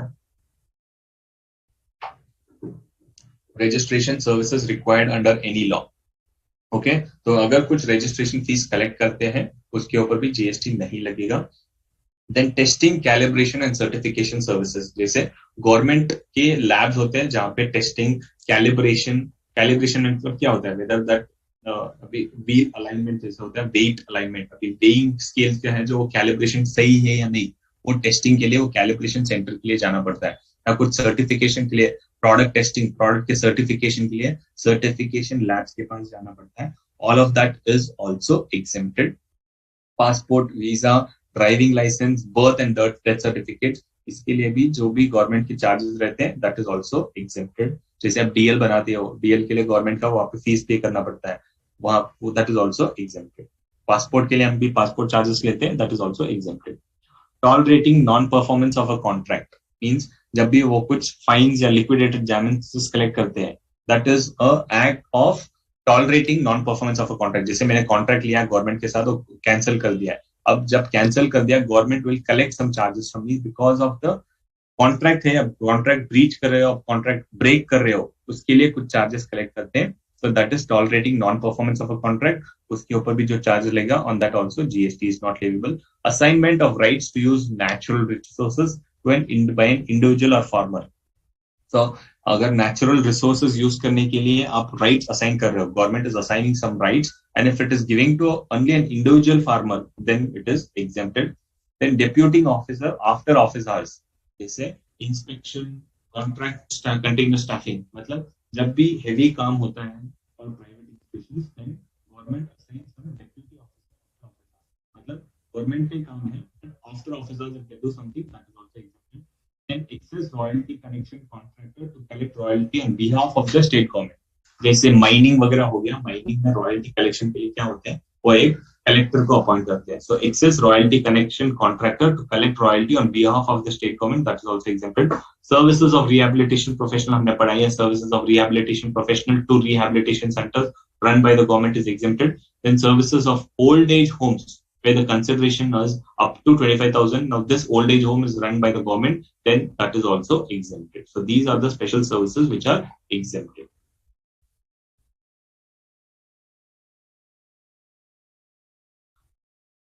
Okay, so is this government services here? Ms. Jyoti Vagar, I've used earphones. That's the reason I want to check whether my voice is audible now.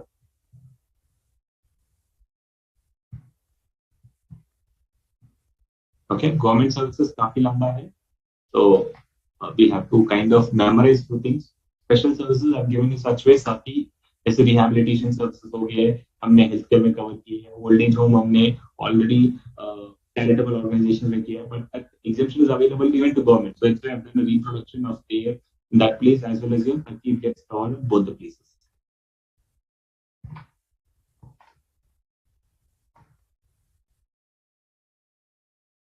Great, Somesh, that is really clear. हम लोग एक break लेंगे. Just before the break, I just want to ask if you have any questions. Otherwise, okay, sometimes your voice is not audible. I will make sure that it is audible. I will this thing so that it becomes audible all the time. What is meant by DL? Driving license. So DL मतलब driving license. So driving license के लिए not service charges we pay. That is also exempted. We'll take a 10 minutes break and we'll assemble at 7:40.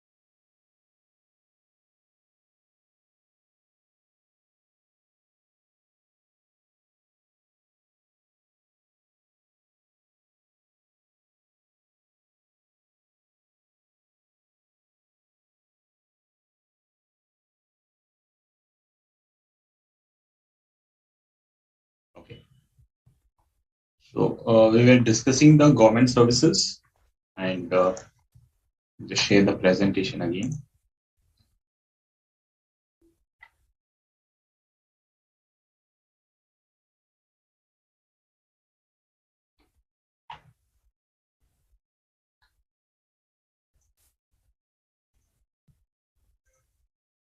Okay. So we understood the government services. Now we'll understand the definitions, the verbatim language of the Act. So services by government authority by way of, what are government services basically? Services by government authority by way of any activity in relation to function entrusted to a municipality under 243G. So 243G is municipality services. And services provided by government authority by way of any entity in relation to any function entrusted to a panchayat under 243G. Okay, so 243G is panchayat activities, 243W is municipality services. Services by the central government, state government, union territory, or local authority, excluding the following services, because you have seen in the exemption: Department of Posts, airport services, transportation of goods or services, goods or passengers, or any services other than those provided to business entities. Okay, so those are, other than this, all of that is exempted. Mm-hmm.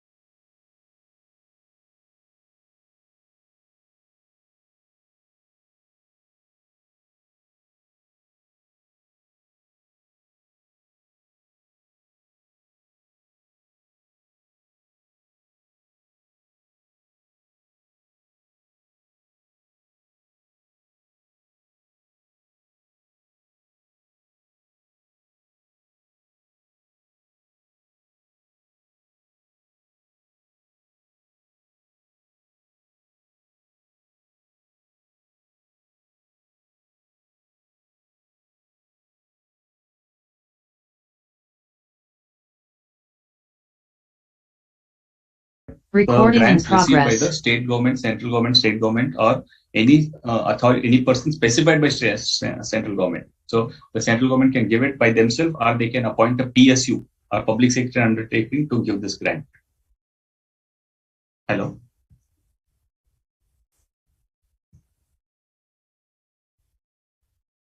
Okay. आपका mute कर दीजिए. So services by a government entity, grants given directly by the government by any agency appointed by the government is exempted.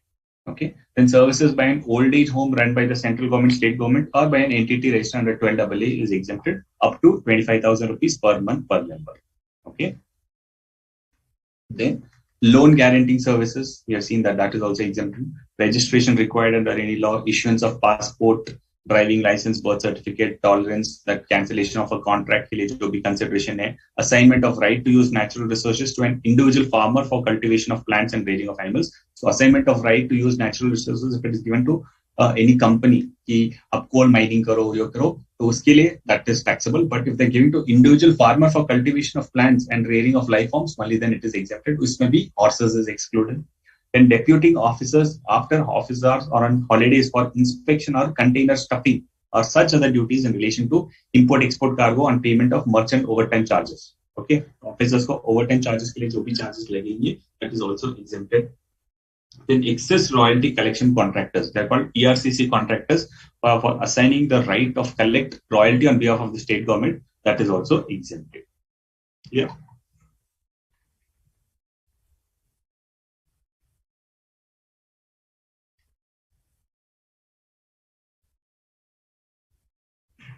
Okay, so now everything is clear. Video and screen, everything is visible.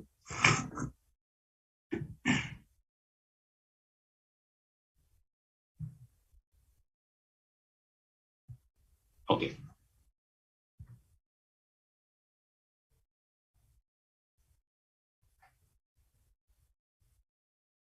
Okay, construction services. Construction services also there is kind of exemption.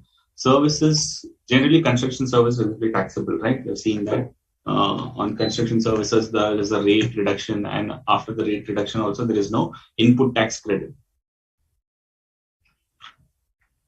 1% and for 5% is the rate for construction. Affordable housing, it's 1%, and non-affordable housing, it is 5%. But some services provided by way of certain kind of construction services is exempted. What are those? So construct services provided by way of pure labor contracts. So pure labor contracts is exempted. On supply of goods, it will be taxable. On services provided by way of pure labor contracts for construction, erection, commissioning, installation, completion, fitting out, repairs, maintenance, renovation, alteration, or any other original works. मतलब पूरा का पूरा construction आपका इसमें cover हो गया है. So any kind of correction, repair, alteration, whatever you do, which is exempted if it is pertaining to beneficiary-led individual house construction or enhancement, which is basically a scheme under the All Mission for housing for all mission और प्रधानमंत्री आवास योजना. तो जो government के schemes हैं, government के scheme के हिसाब से हम कंस्ट्रक्शन करते हैं हाउसिंग फॉर ऑल मिशन. तो जब कंस्ट्रक्शन करते हैं उसके पहले उनका परमिशन लेना पड़ेगा. तो if they approve it then you are covered under that scheme. Now if the developer construct कर रहा है और वो किसी सर्विस प्रोवाइडर से लेबर सर्विस ले रहा है, तो लेबर सर्विस जो प्रोवाइड कर रहा है वो टैक्स नहीं चार्ज करेगा. That labor service charges to this construction company is exempted. Okay, because ये सब गवर्नमेंट के स्कीम से इसके लिए उनको बेनिफिट मिलता है, बट अदर प्राइवेट कंस्ट्रक्शन के लिए एग्जेम्पशन नहीं है. This is with relation to pertaining to beneficiary led individual house construction और enhancement under housing for all mission और PMAY scheme. Okay, then construction, erection, commissioning, installation of original works pertaining to a single residential unit. जब मैं अपना individual घर बनाता हूँ, not as a part of a flat, other than a part of a residential complex. So other than a part of a residential complex, जो भी individual घर बनाता हूँ वो exempted है. लेकिन अगर रेसिडेंशियल फ्लैट वगैरह बनाने के लिए जो कॉन्ट्रैक्टर सर्विस प्रोवाइड करते हैं वो टैक्सेबल रहेगा. ठीक है, देन ये पहले पढ़ लेते हैं. Services supplied by electricity distribution utilities by way of construction, erection, commissioning or installation of infrastructure for extending electricity distribution networks. मतलब इलेक्ट्रिसिटी डिस्ट्रीब्यूशन यूटिलिटीज जो है, जो इलेक्ट्रिसिटी है वो आपके घर तक कैसे पहुंचती है? Bye electricity distribution utilities. Okay,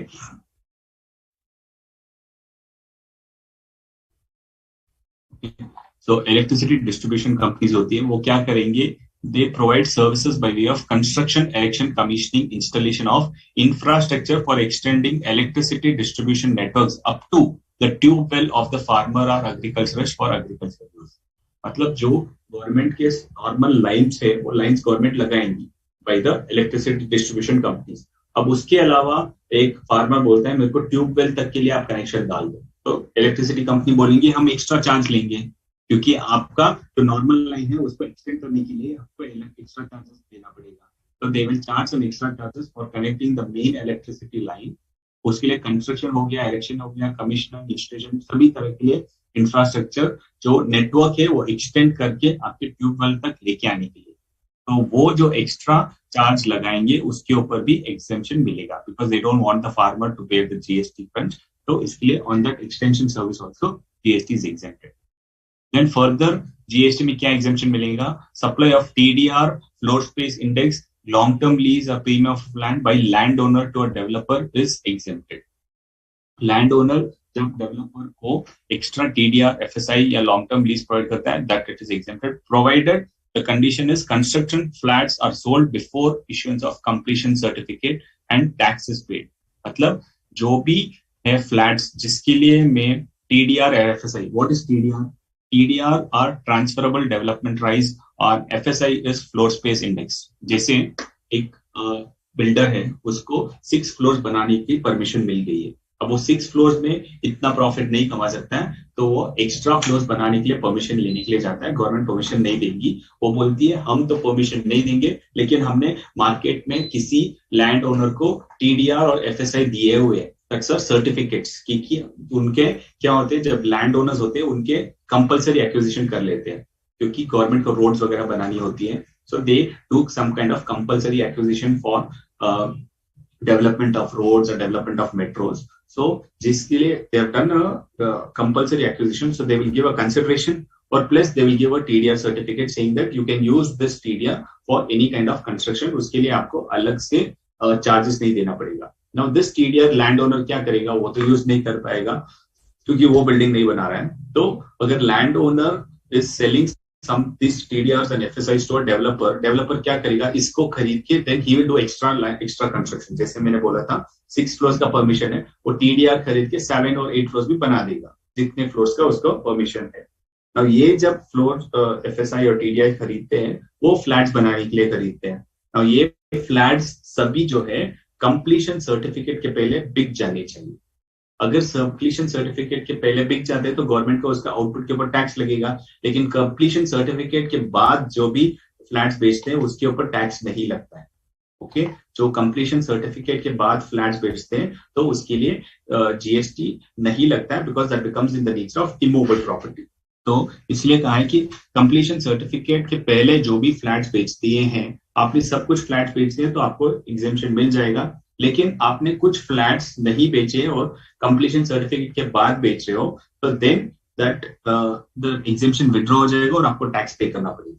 to the extent of unsold flats you have to pay GST to the extent of 1% और 5% रेस्पेक्टिव. ठीक है, तो आपको अनकंस्ट्रक्टेड फ्लैट्स के ऊपर 1% if it is affordable housing या 5% if it is normal housing आपको पे करना पड़ेगा.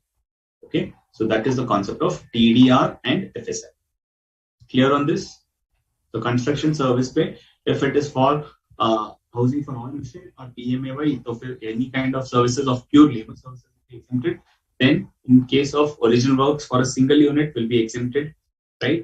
Then services supplied by electricity distribution entities for extending the tube wells, that will be exempted. Then TDRs and FSI up to date of completion certificate अगर flats बिक गए तो exempted मिलेगा, वरना फिर जो भी exemption है वो withdraw करना पड़ेगा. Okay, Sai Kumar, I will explain in English. That's why I'm explaining both the language, so it is clearly understandable.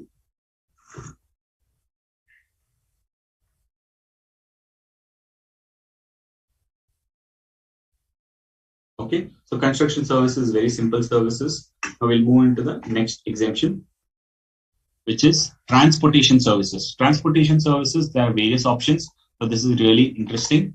Now, transportation of can be transportation of passengers and transportation of goods. So first we'll get into the transportation of passengers. Now again, in passenger, how can you travel? You can travel by air, you can travel by road, you can travel by road, you can travel by air or rail or water.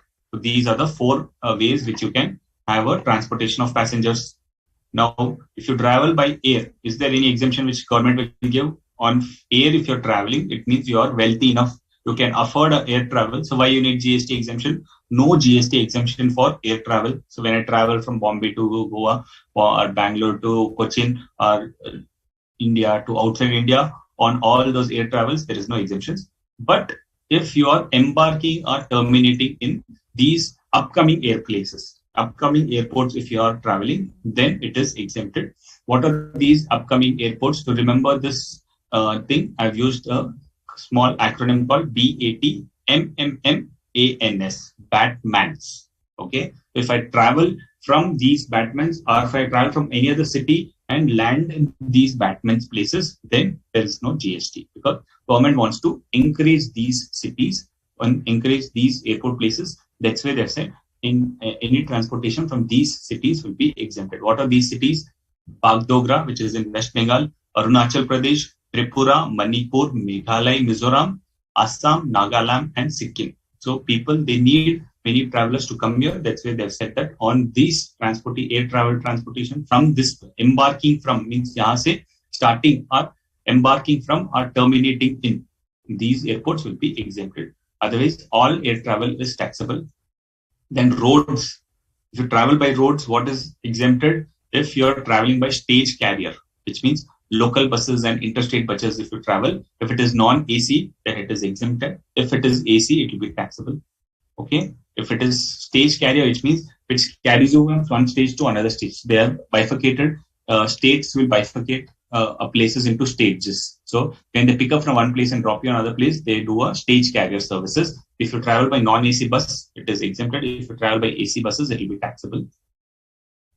Then contract carriage, which means they take it a contract saying that we will do the transportation of 100 people from your place to another place. They take a contract, say that, okay, we'll go and come back. So suppose for marriage functions, we take a contract carriage, or some companies take a contract carriage from the government services. That also same thing. If they travel by non-AC, it is exempted. If it is by AC, then it is taxable. Then if it is a radio taxi, it is always taxable, which means all your Ola and Uber is always taxable. It could be AC or non-AC. If you're taking it for tourism purposes, suppose you are taking a cab from a cab service provider, okay, that is also taxable. Then conducted tour or charter or hire, all of that is taxable. Okay, so only contract carriage buses and stage carriage buses, non-AC is exempted, AC is taxable. All the taxis and mini cabs, all of that for tourist purposes is taxable. Then metered cabs. Okay, metered cabs, auto rickshaws and e-rickshaws are exempted, which means when you come out of the airport, if you come out of the bus stop or if you come out of the railway station, you see there are metered cabs standing over there. Okay, जैसे मुंबई में metered cabs है और बैंगलोर में भी जैसे हम airport के बाहर आते हैं तो थोड़ी मीटर कैब्स रहते हैं. Apart from Uber and Ola इसमें नहीं आएंगे. Uber and Ola will come under radio taxi, वो टैक्सेबल रहेंगे. बट छोटे छोटे टैक्सीज जो है, those are all metered cabs. Mumbai में भी कैब्स चलती है, those are all metered cabs. Then auto rickshaws and e-rickshaws, all of this is exempted. Okay, so metered cabs, auto rickshaws, and e-rickshaws will be exempted. Apart from that, radio taxis will be taxable.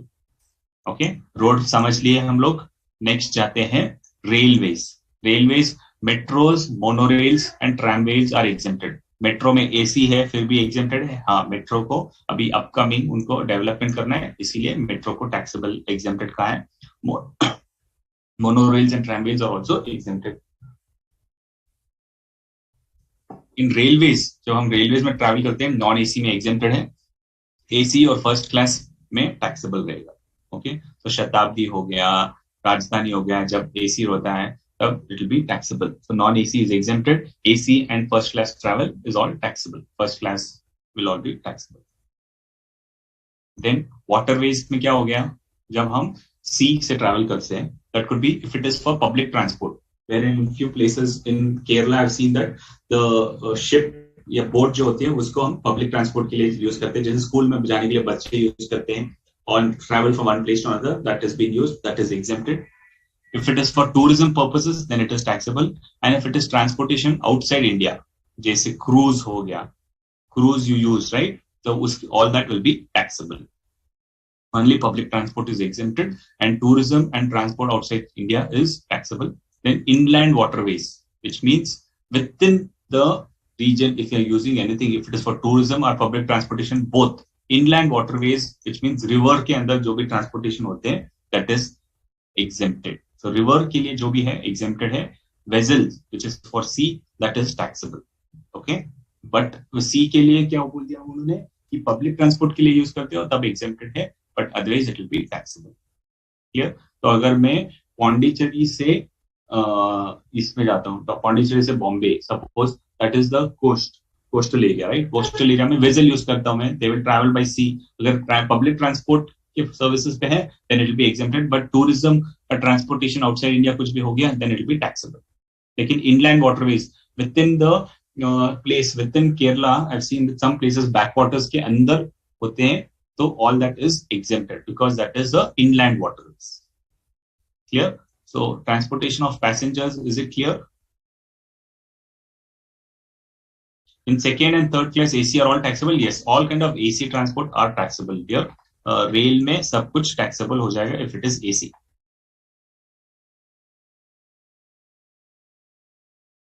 Now transportation of goods. These are now, till now we are talking only transportation of passengers. Now we'll talk about transportation of goods. Transportation of goods में first road में जाते हैं. Okay, road में if it is for courier is taxable. मतलब road में कौन जाएगा? Courier services. तो courier services are taxable? Yes, courier services are taxable. GTA तो हमने clearly देख लिया है. GTA में कब RCM लगेगा, कब FCM लगेगा हमको पता है. करेक्ट. RCM हमने देखा कि if it is at 5% it is RCM, if it is at 12% then it can be forward charge, and if he wants to claim credit he will charge 12%, so it will be forward charge, right? GTA कौन है जो consignment note देता है, that is GTA. It is taxable. Now taxable it will be under FCM or RCM, forward charge or RCM. Now RCM study reference हम देखेंगे तो पता चल जाएगा. And if it is GTA provides services to unregistered person, we know it is exempted. Right? So GTA service provides services to be for transportation of goods from my one house to another house. That is exempted because मैं registered नहीं हूँ. ठीक है? Then GTA also, if they provide specified goods like random goods, then it is exempted. Okay? Now what is random goods? Random goods मतलब relief materials, agricultural produce, newspaper and magazines, defense or military equipments, organic manure, और milk, salt, food grains, flour, pulses. Milk इसलिए लिखते हैं because it's basic necessity. उसके साथ ही दूसरा add कर लेंगे. Milk, salt, food grains, flour, pulses and rice. On transportation of these materials is exempted. So random goods is exempted. R stands for relief materials. A for agriculture produce. N for newspapers and magazines. Defense, military equipments, organic manure, and milk, salt, food grains, pulses, rice, flours is exempted. So GTA providing services of these, it will be exempted. No forward charge, no RCM. Then other goods, if the freight value is up to 1,500 rupees. तो मैंने जो transport किया उसके value ही कम है, up to 1,500 rupees, then it is exempted. Or if the transportation person is carrying multiple goods, not only my goods, multiple goods, and my value of goods is up to 750 rupees, then also it is exempted. If I'm transporting some small goods on which the charges is 1,500, then it is exempted. But if the charges is 300 and multiple goods have been carried, then also it is exempted. Okay. Then GTA to government entity, government department, central government, state government, union territory, local authority, government authority for TDS purposes if they are registered, all of those entities are exempted. So services provided to a government entity, central government, state government is also exempted. Clear? So that is on roads. Courier is taxable. Roads, GTA, FCM, RCM, apart from random goods and services to government is exempted. Then others, basically individual trucks, apart from GTA कौन हो गया? Individual trucks, cart, bullock cart is exempted. Okay, bullock carts हो गए. Some question was asked in the previous session. Is it taxable or exempted? It is exempted. Organic manure means जो manure है उसके ऊपर pesticides वगैरह नहीं लगते हैं. Without pesticides, if some manure is there with natural process, okay, that is example of organic manure. Receiving student journal from ICI is also exempted. Receiving student journal from ICI, it is not exempted. That's taxable only. Because, no, if you're getting from courier, then it will be taxable only. Okay. Then railways is taxable. Railway के आप goods send करते हो from one place to another. Petroleum products move होते हैं. That is also taxable, except random goods. Right? Same random goods जो हमने पढ़े थे, वही random goods यहाँ पे भी exempted है. और रेलवे इक्विपमेंट्स, रेल के थ्रू रेलवे इक्विपमेंट्स एक रेल मैन्युफैक्चरिंग यूनिट से दूसरा मैन्युफैक्चरिंग कोच बिल्डिंग यूनिट को मूव होती है, तो that is also exempt. Okay, so rail is transportation of goods is taxable except random goods and railway equipments or materials. Then water में क्या हो जाएगा? Inland waterways हमने देखा, inland waterways पैसेंजर में exempted है, तो यहाँ पर भी exempted है. Vessel में coastal transport is taxable. Okay, जैसे मैंने कहा कि पौंडीचेरी टू गोवा, पौंडीचेरी टू मुंबई, ये सब कोस्टल ट्रांसपोर्ट हो गए. वो कोस्टल ट्रांसपोर्ट टैक्सेबल रहेंगे. सर्विसेज में हमने देखा कि एग्जेम्प्टेड है if it is for passengers. We saw it is exempted if it is used for transportation as a, यहाँ पे हमने देखा था, देखिए, whether if it is for public transport it is exempted, for tourism and transport it is taxable. Similarly over here coastal transport is taxable except random goods. Clear? So inland waterway is exempt for everything. are taxable except for random goods. Then international transport from India to outside India is exempted. This was exempted up to 30th September 2020. उसके बाद ये भी taxable हो गया. So international transportation through vessel, we're talking only a vessel, don't mix it with airways. Only vessel के through India to outside was exempted up to 30th September 2020. After that, it is taxable. So in your question, you'll have to be very careful up till what was the date of travel. If the date of the vessel movement was before 30th September, then it is exempted. After that, it is taxable. Then outside India to India, if it is Indian shipping company, then it is under forward charge. If it is foreign shipping company charging something, then it is under reverse charge. Right? Because foreign shipping company से collect नहीं कर पाएंगी government, and मैं foreign company की shipping line use कर रहा हूँ, then it is under reverse charge mechanism. If it is Indian shipping company, the Indian shipping company pay करेगा under forward charge. So per consignee aggregate is 750 exempt. Per consignee is 750, not aggregate. Per consignee, there are multiple consignees taking goods. सबके 500, 600, 700, 300, 400 हो गए. So all of them will get exemption.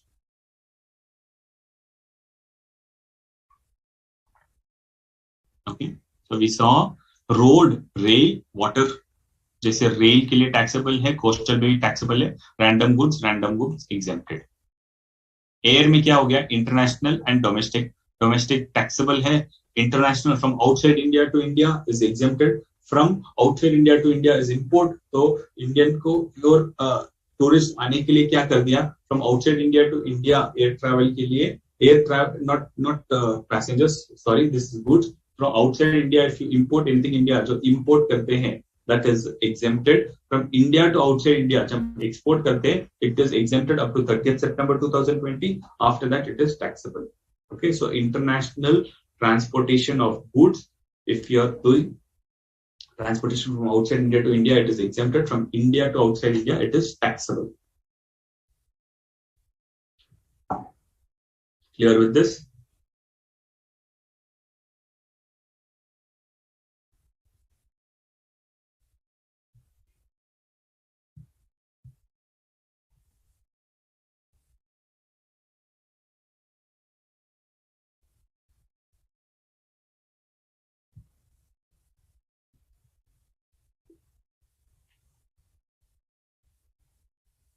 Okay.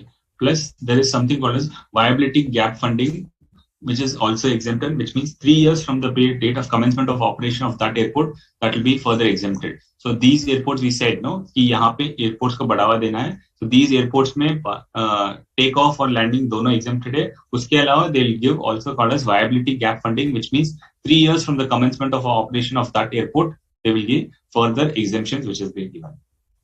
Okay.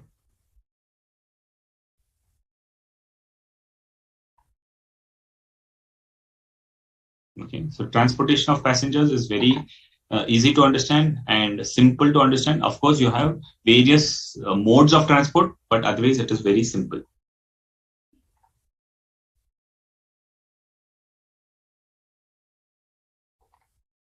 Okay, if no questions, we'll move to the next one. Right to admission to events, right to admission to various events, right of admission to various events.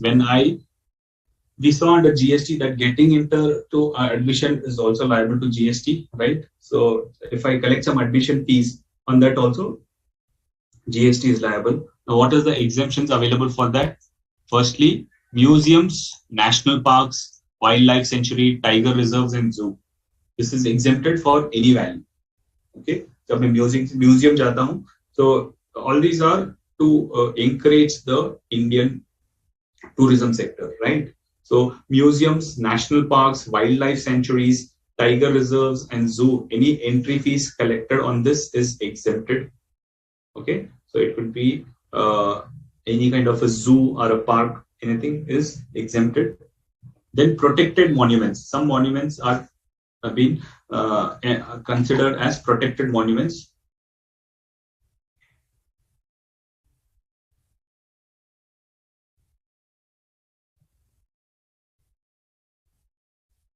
Import or export other than domestic purpose is exempted. Import of goods, what are you talking, Somesh? Are you telling a general thing or transportation? When we talk of transportation on import, it is exempted, but export was exempted up till 30th June. After that, it is taxable. Okay. So what I'm saying is air transport is taxable for outside India to India, but from India to outside, it is exempted up till 30th September. Okay.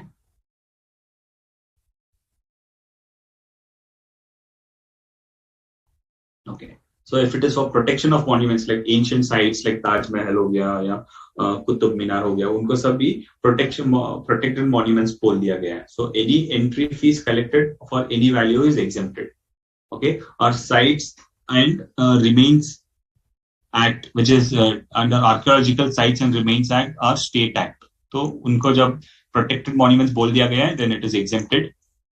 Okay. What is taxable? It means अगर water park में जाता हूँ, कुछ theme park में जाता हूँ, exhibition जाता हूँ, film city, amusement park, cinema hall, उसके लिए जब एंट्री फीस कलेक्ट होते हैं तो वाटर पार्क तो राइट्स के लिए अलग होते हैं. तो all this entry fees will be taxable. Rights के भी अलग से टैक्सेबल रहेंगे. एंड एंट्री फीस है तो एंट्री फीस म्यूजियम वगैरह के लिए एग्जाम्प्ट है, मुझे भी एग्जाम्पशन दो, नहीं मिलेगा. Any entry fees for water park, theme park and exhibition and film city and amusement park will be taxable. Okay. Then next category of this, यहाँ पे तो कुछ value का है, हमने कहीं नहीं कहा है exempted for any value, but यहाँ पे they are saying separate category, जैसे circus हो गया, dance, theater performance including drama or ballet. Okay. इन सब के लिए क्या हो गया, exemption if the consideration is up to ₹500 per person. ठीक है. अगर मैं सर्कस जाता हूँ, सर्कस वाला कितना करता है, ₹400 एग्जेम्पशन है, जीएसटी नहीं लगेगा. 600 करता है तो पूरे 600 पे जीएसटी लगेगा. Nothing like the differential. अगर वैल्यू 500 के ऊपर है तो पूरा टैक्सेबल, लेस देन 500 है तो टैक्सेबल. क्या क्या चीजों के लिए, circus, dance, theatre performance including drama and ballet, award function, concert, peasant, musical performance, any sporting event other than RSC. I'll tell you what is RSC, but other than recognized sporting event, क्योंकि recognized sporting event अलग से लिख दिया गया है. So award function, concert, pageant, musical performance, कहाँ award function 500 लेंगे. So basically they're saying if it's a small award function उसके लिए exempted है, but big award functions it will be taxable. Recognized sporting event would be what, which is cricket, football, badminton. Normal cricket जो है that will become a recognized sporting event. ये आपका IPL will not become a recognized sporting event. That will be taxable.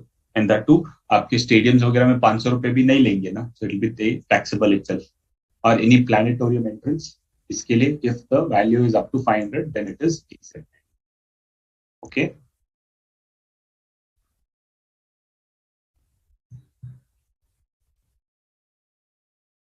Now हमने admission का देख लिया है. Now we'll also see what if the performance का क्या होगा. If the service is provided by an artist, जब हम लोग कुछ dance performance के लिए जाते हैं या music performance के लिए जाते हैं, then there is the artist who will provide the service. The service by an artist by way of performance of folk, classical art form of music, dance or theatre. या carefully लीजिए, यहाँ पे कुछ confusion हो जाएगा आपको. If a theatre performance होता है for what? Performance of folk classical art form of music, dance or theatre. Folk और classic art होना चाहिए, जैसे कथकली हो गया, भरतनाट्यम हो गया, कुचिपुड़ी हो गया. All of this are folk और classical art है. Of music हो गया, dance हो गया या theatre performance, exempted if consideration is up to 1.5 lakhs. Okay. ये भी क्या है, जो परफॉर्मेंस है वो उसका चार्जेस क्या है, वो up to 1.5 lakhs है तब exempted है. ठीक है. अबव 1.5 लाख रहेगा तो 1.5 लाख तक एग्जेम्पशन मिल जाएगा and above will be taxable. ठीक है. So music, dance and theatre of any folk और classical dance form is exempted. Then Bollywood songs के लिए कुछ performance is taxable. As a brand ambassador की कुछ परफॉर्मेंस कर दिया, दैट इज ऑल्सो टैक्सेबल. जैसे भरतनाट्यम मैंने बोल दिया, वो अगर भरतनाट्यम थिएटर में परफॉर्म करते हैं then it is exempted. But if is a brand ambassador और कुछ चार्जेस ले रहा है, right, then it will be taxable. क्योंकि brand ambassador की क्या है, consideration ज्यादा रहेगा, so that will be taxable. Okay. Cable cart are exempted. Cable cart are not exempted. They are taxable. GST is exempted from under law, sir. No, GST is not exempted from under law. It is taxable.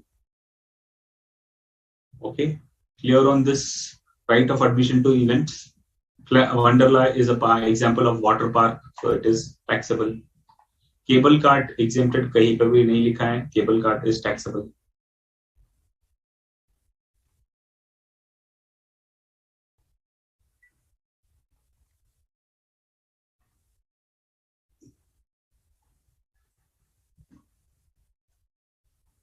Let's get into the next exemption, which is very, very important. Residential Welfare Association.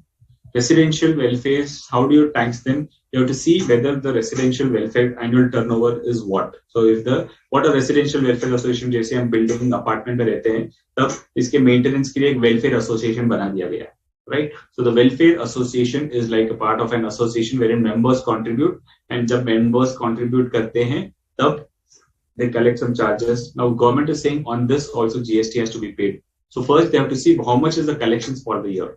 Because first residential welfare taxable है या नहीं है वो देखना पड़ेगा. If that is only exempted तो कुछ भी exempted नहीं रहेगा.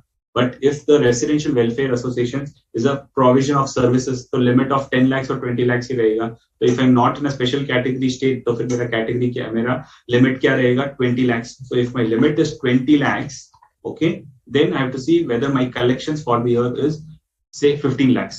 तो मेरे को taxable तो आएगा ही नहीं, correct?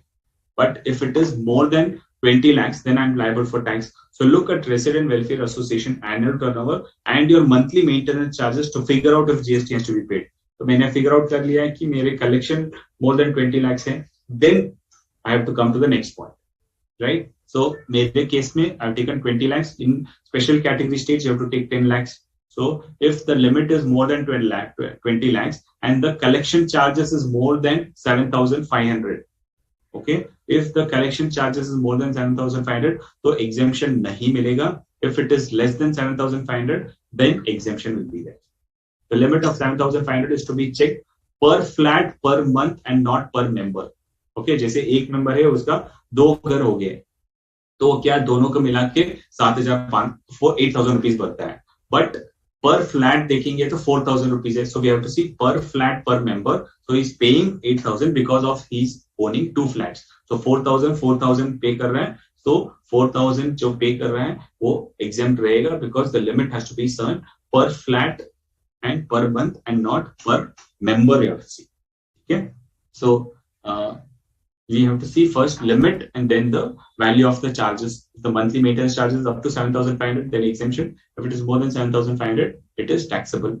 Then if my turnover itself is less than 20 lakhs, मेरा collections ही है 18 lakhs. So whether I collect more than 7,500 or less than 7,500, that does not matter. Fully, it will be exempted. So Residential Welfare Association, first you have to see at the RWA, Residential Welfare Association's level. If the collection is more than 20 lakhs, then it is taxable. Then further you have to see if you're collecting anything below 7,500, then it is exempted. If you're collecting above 7,500, then it will be taxable. Okay. Now, if it is more than 7,000, on differential will I pay or only on the whole amount? According to me, it is on the whole amount because the limit is set like that. But if you collect more than 7,500, it will be fully taxable. Clear? Residential Welfare Association. Next is legal services.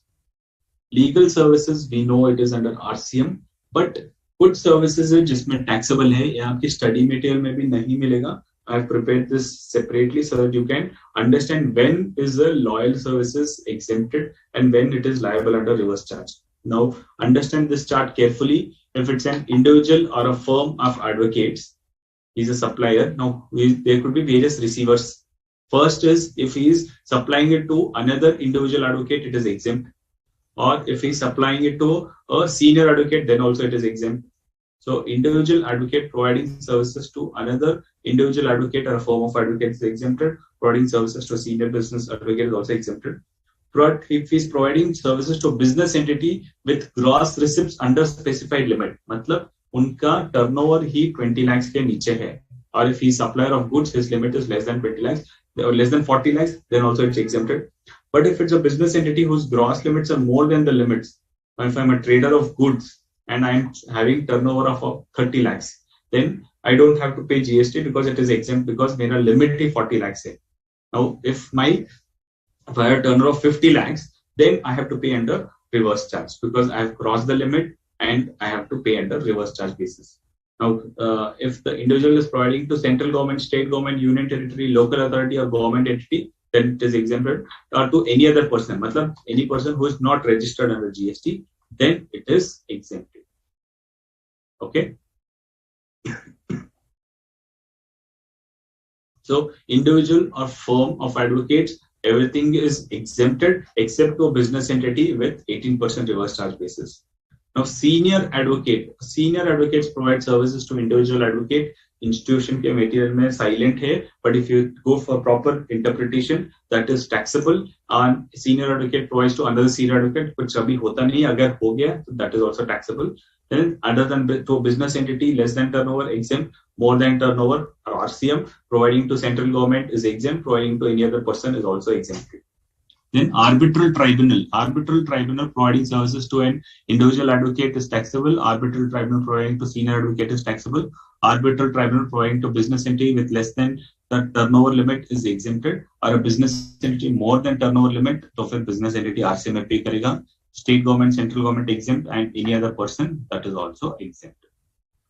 If CA is providing services to government CA, then it is exempt. No, CA providing services to government is not exempt. It is taxable. Good question.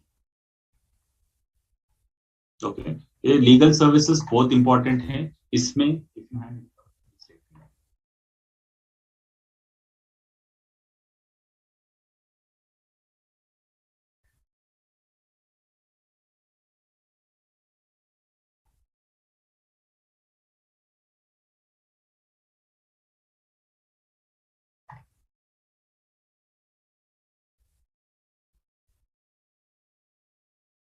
Hello.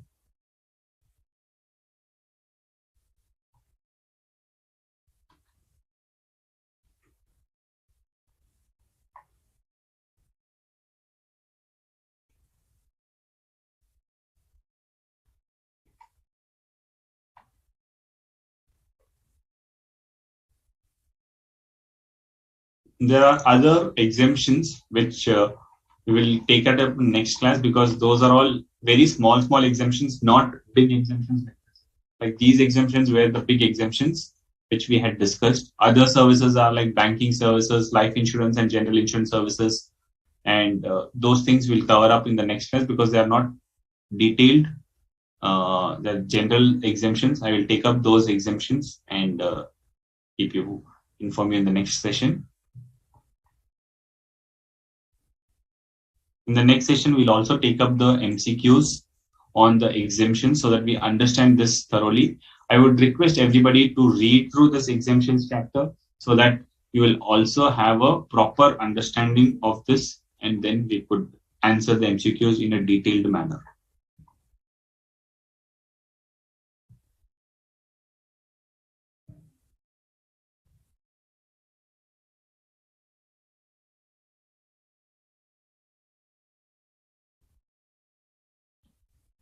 What are the specified limits? Specified limits, what we are saying is, it is this one, specified limits, which means the limit for registration. Because I cannot just mention 20 lakhs, 10 lakhs or 40 lakhs. It has to be mentioned specified limit because registration for each state is different. So if I am in Assam, then 10 lakhs for services and 20 lakhs for goods. So if that person who is registered there, he has to see the limit. If he's crossed that limit, then he will fall under this category. If he's not falling under this that category, then he'll be under exemption category.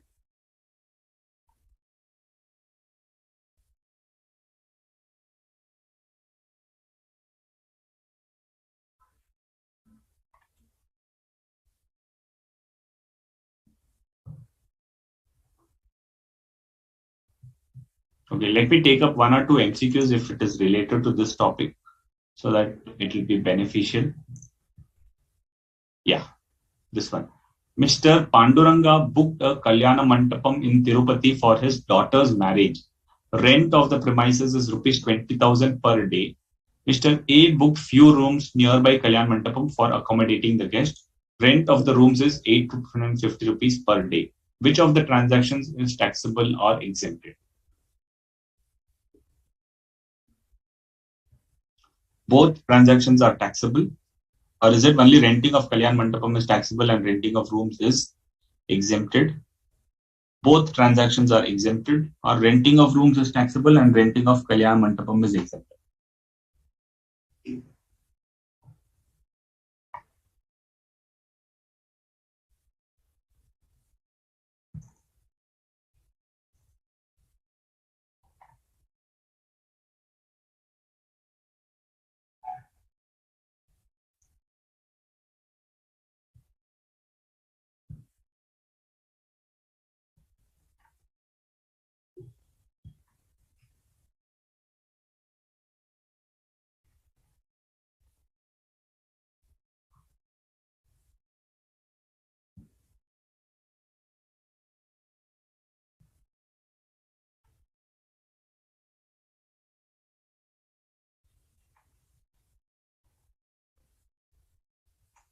Good question and good way to confuse you.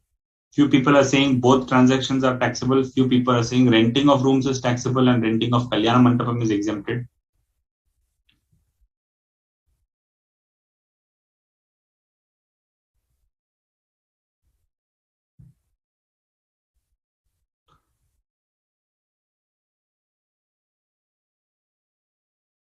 Okay, many people are confused with A and D, and few people have given correct answer, which is option B. Renting of Kalyana Mandapam is taxable because the Kalyana Mandapam limit is how much? 9,999. So anything about that will be taxable. So Kalyana Mandapam is taxable. Renting of rooms, what is the limit? 999. So renting of rooms below 999, this thing. So renting of rooms is exempted, but renting of Kalyana Mandapam is taxable. Clear?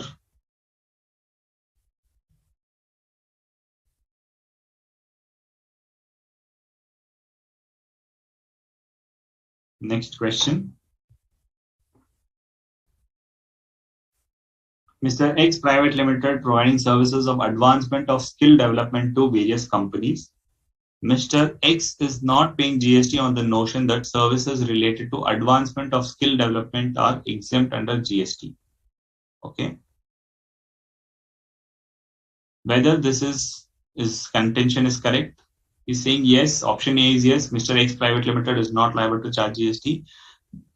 Other option is no, X Limited is liable to GST because services related to advancement of skill development provided by charitable or religious trusts is only exempted. Third option is services provided by X Private Limited does not fall under self definition, therefore it is GST is not chargeable, or it is none of the above.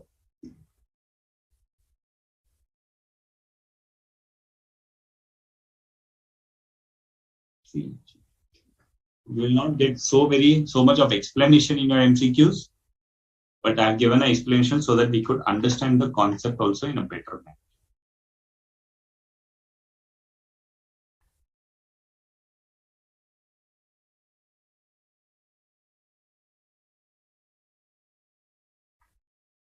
Okay, the correct answer is B. X Limited is liable to GST because advancement of skill development to various companies is not liable, is so skill development. So liable to because services related to advancement of skill development provided by charitable or religious trust only is exempted, not by everyone.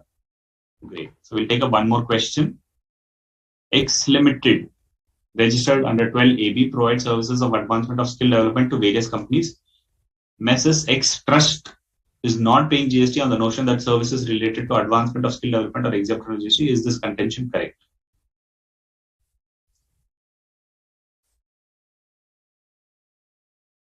So in this case, it was X Private Limited. In this case, it is X Trust, which is registered under 12AB.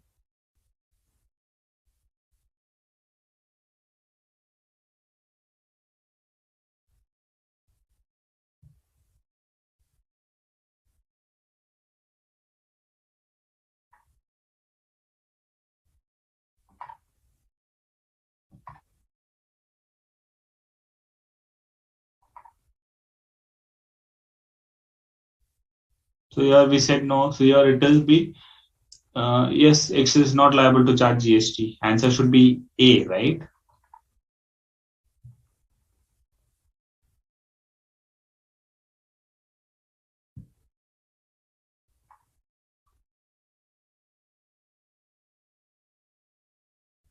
Let us go and revise that topic on skill development by charitable organizations so that we are clear on it.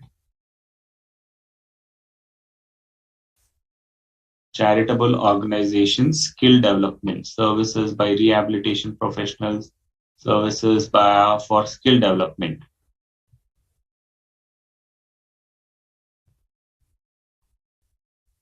Yes, here it is.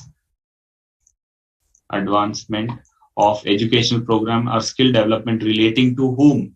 Relating to abandoned, orphaned, homeless children, physically mental abused person, prisoners, or persons above 65 years residing in rural area.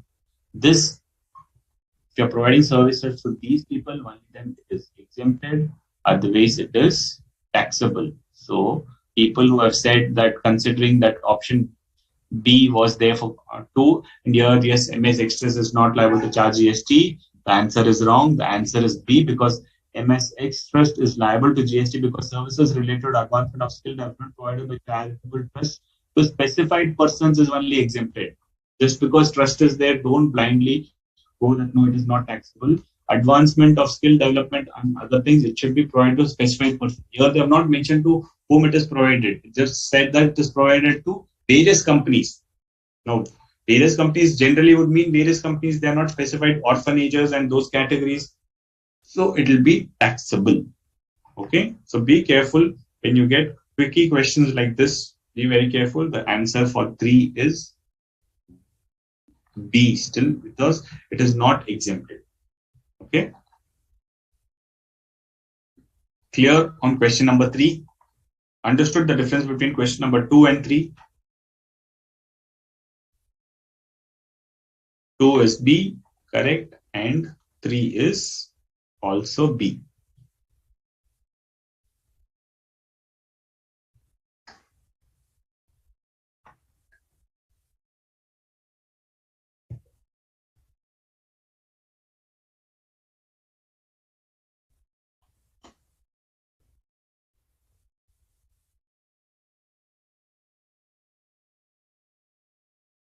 Okay, thank you very much.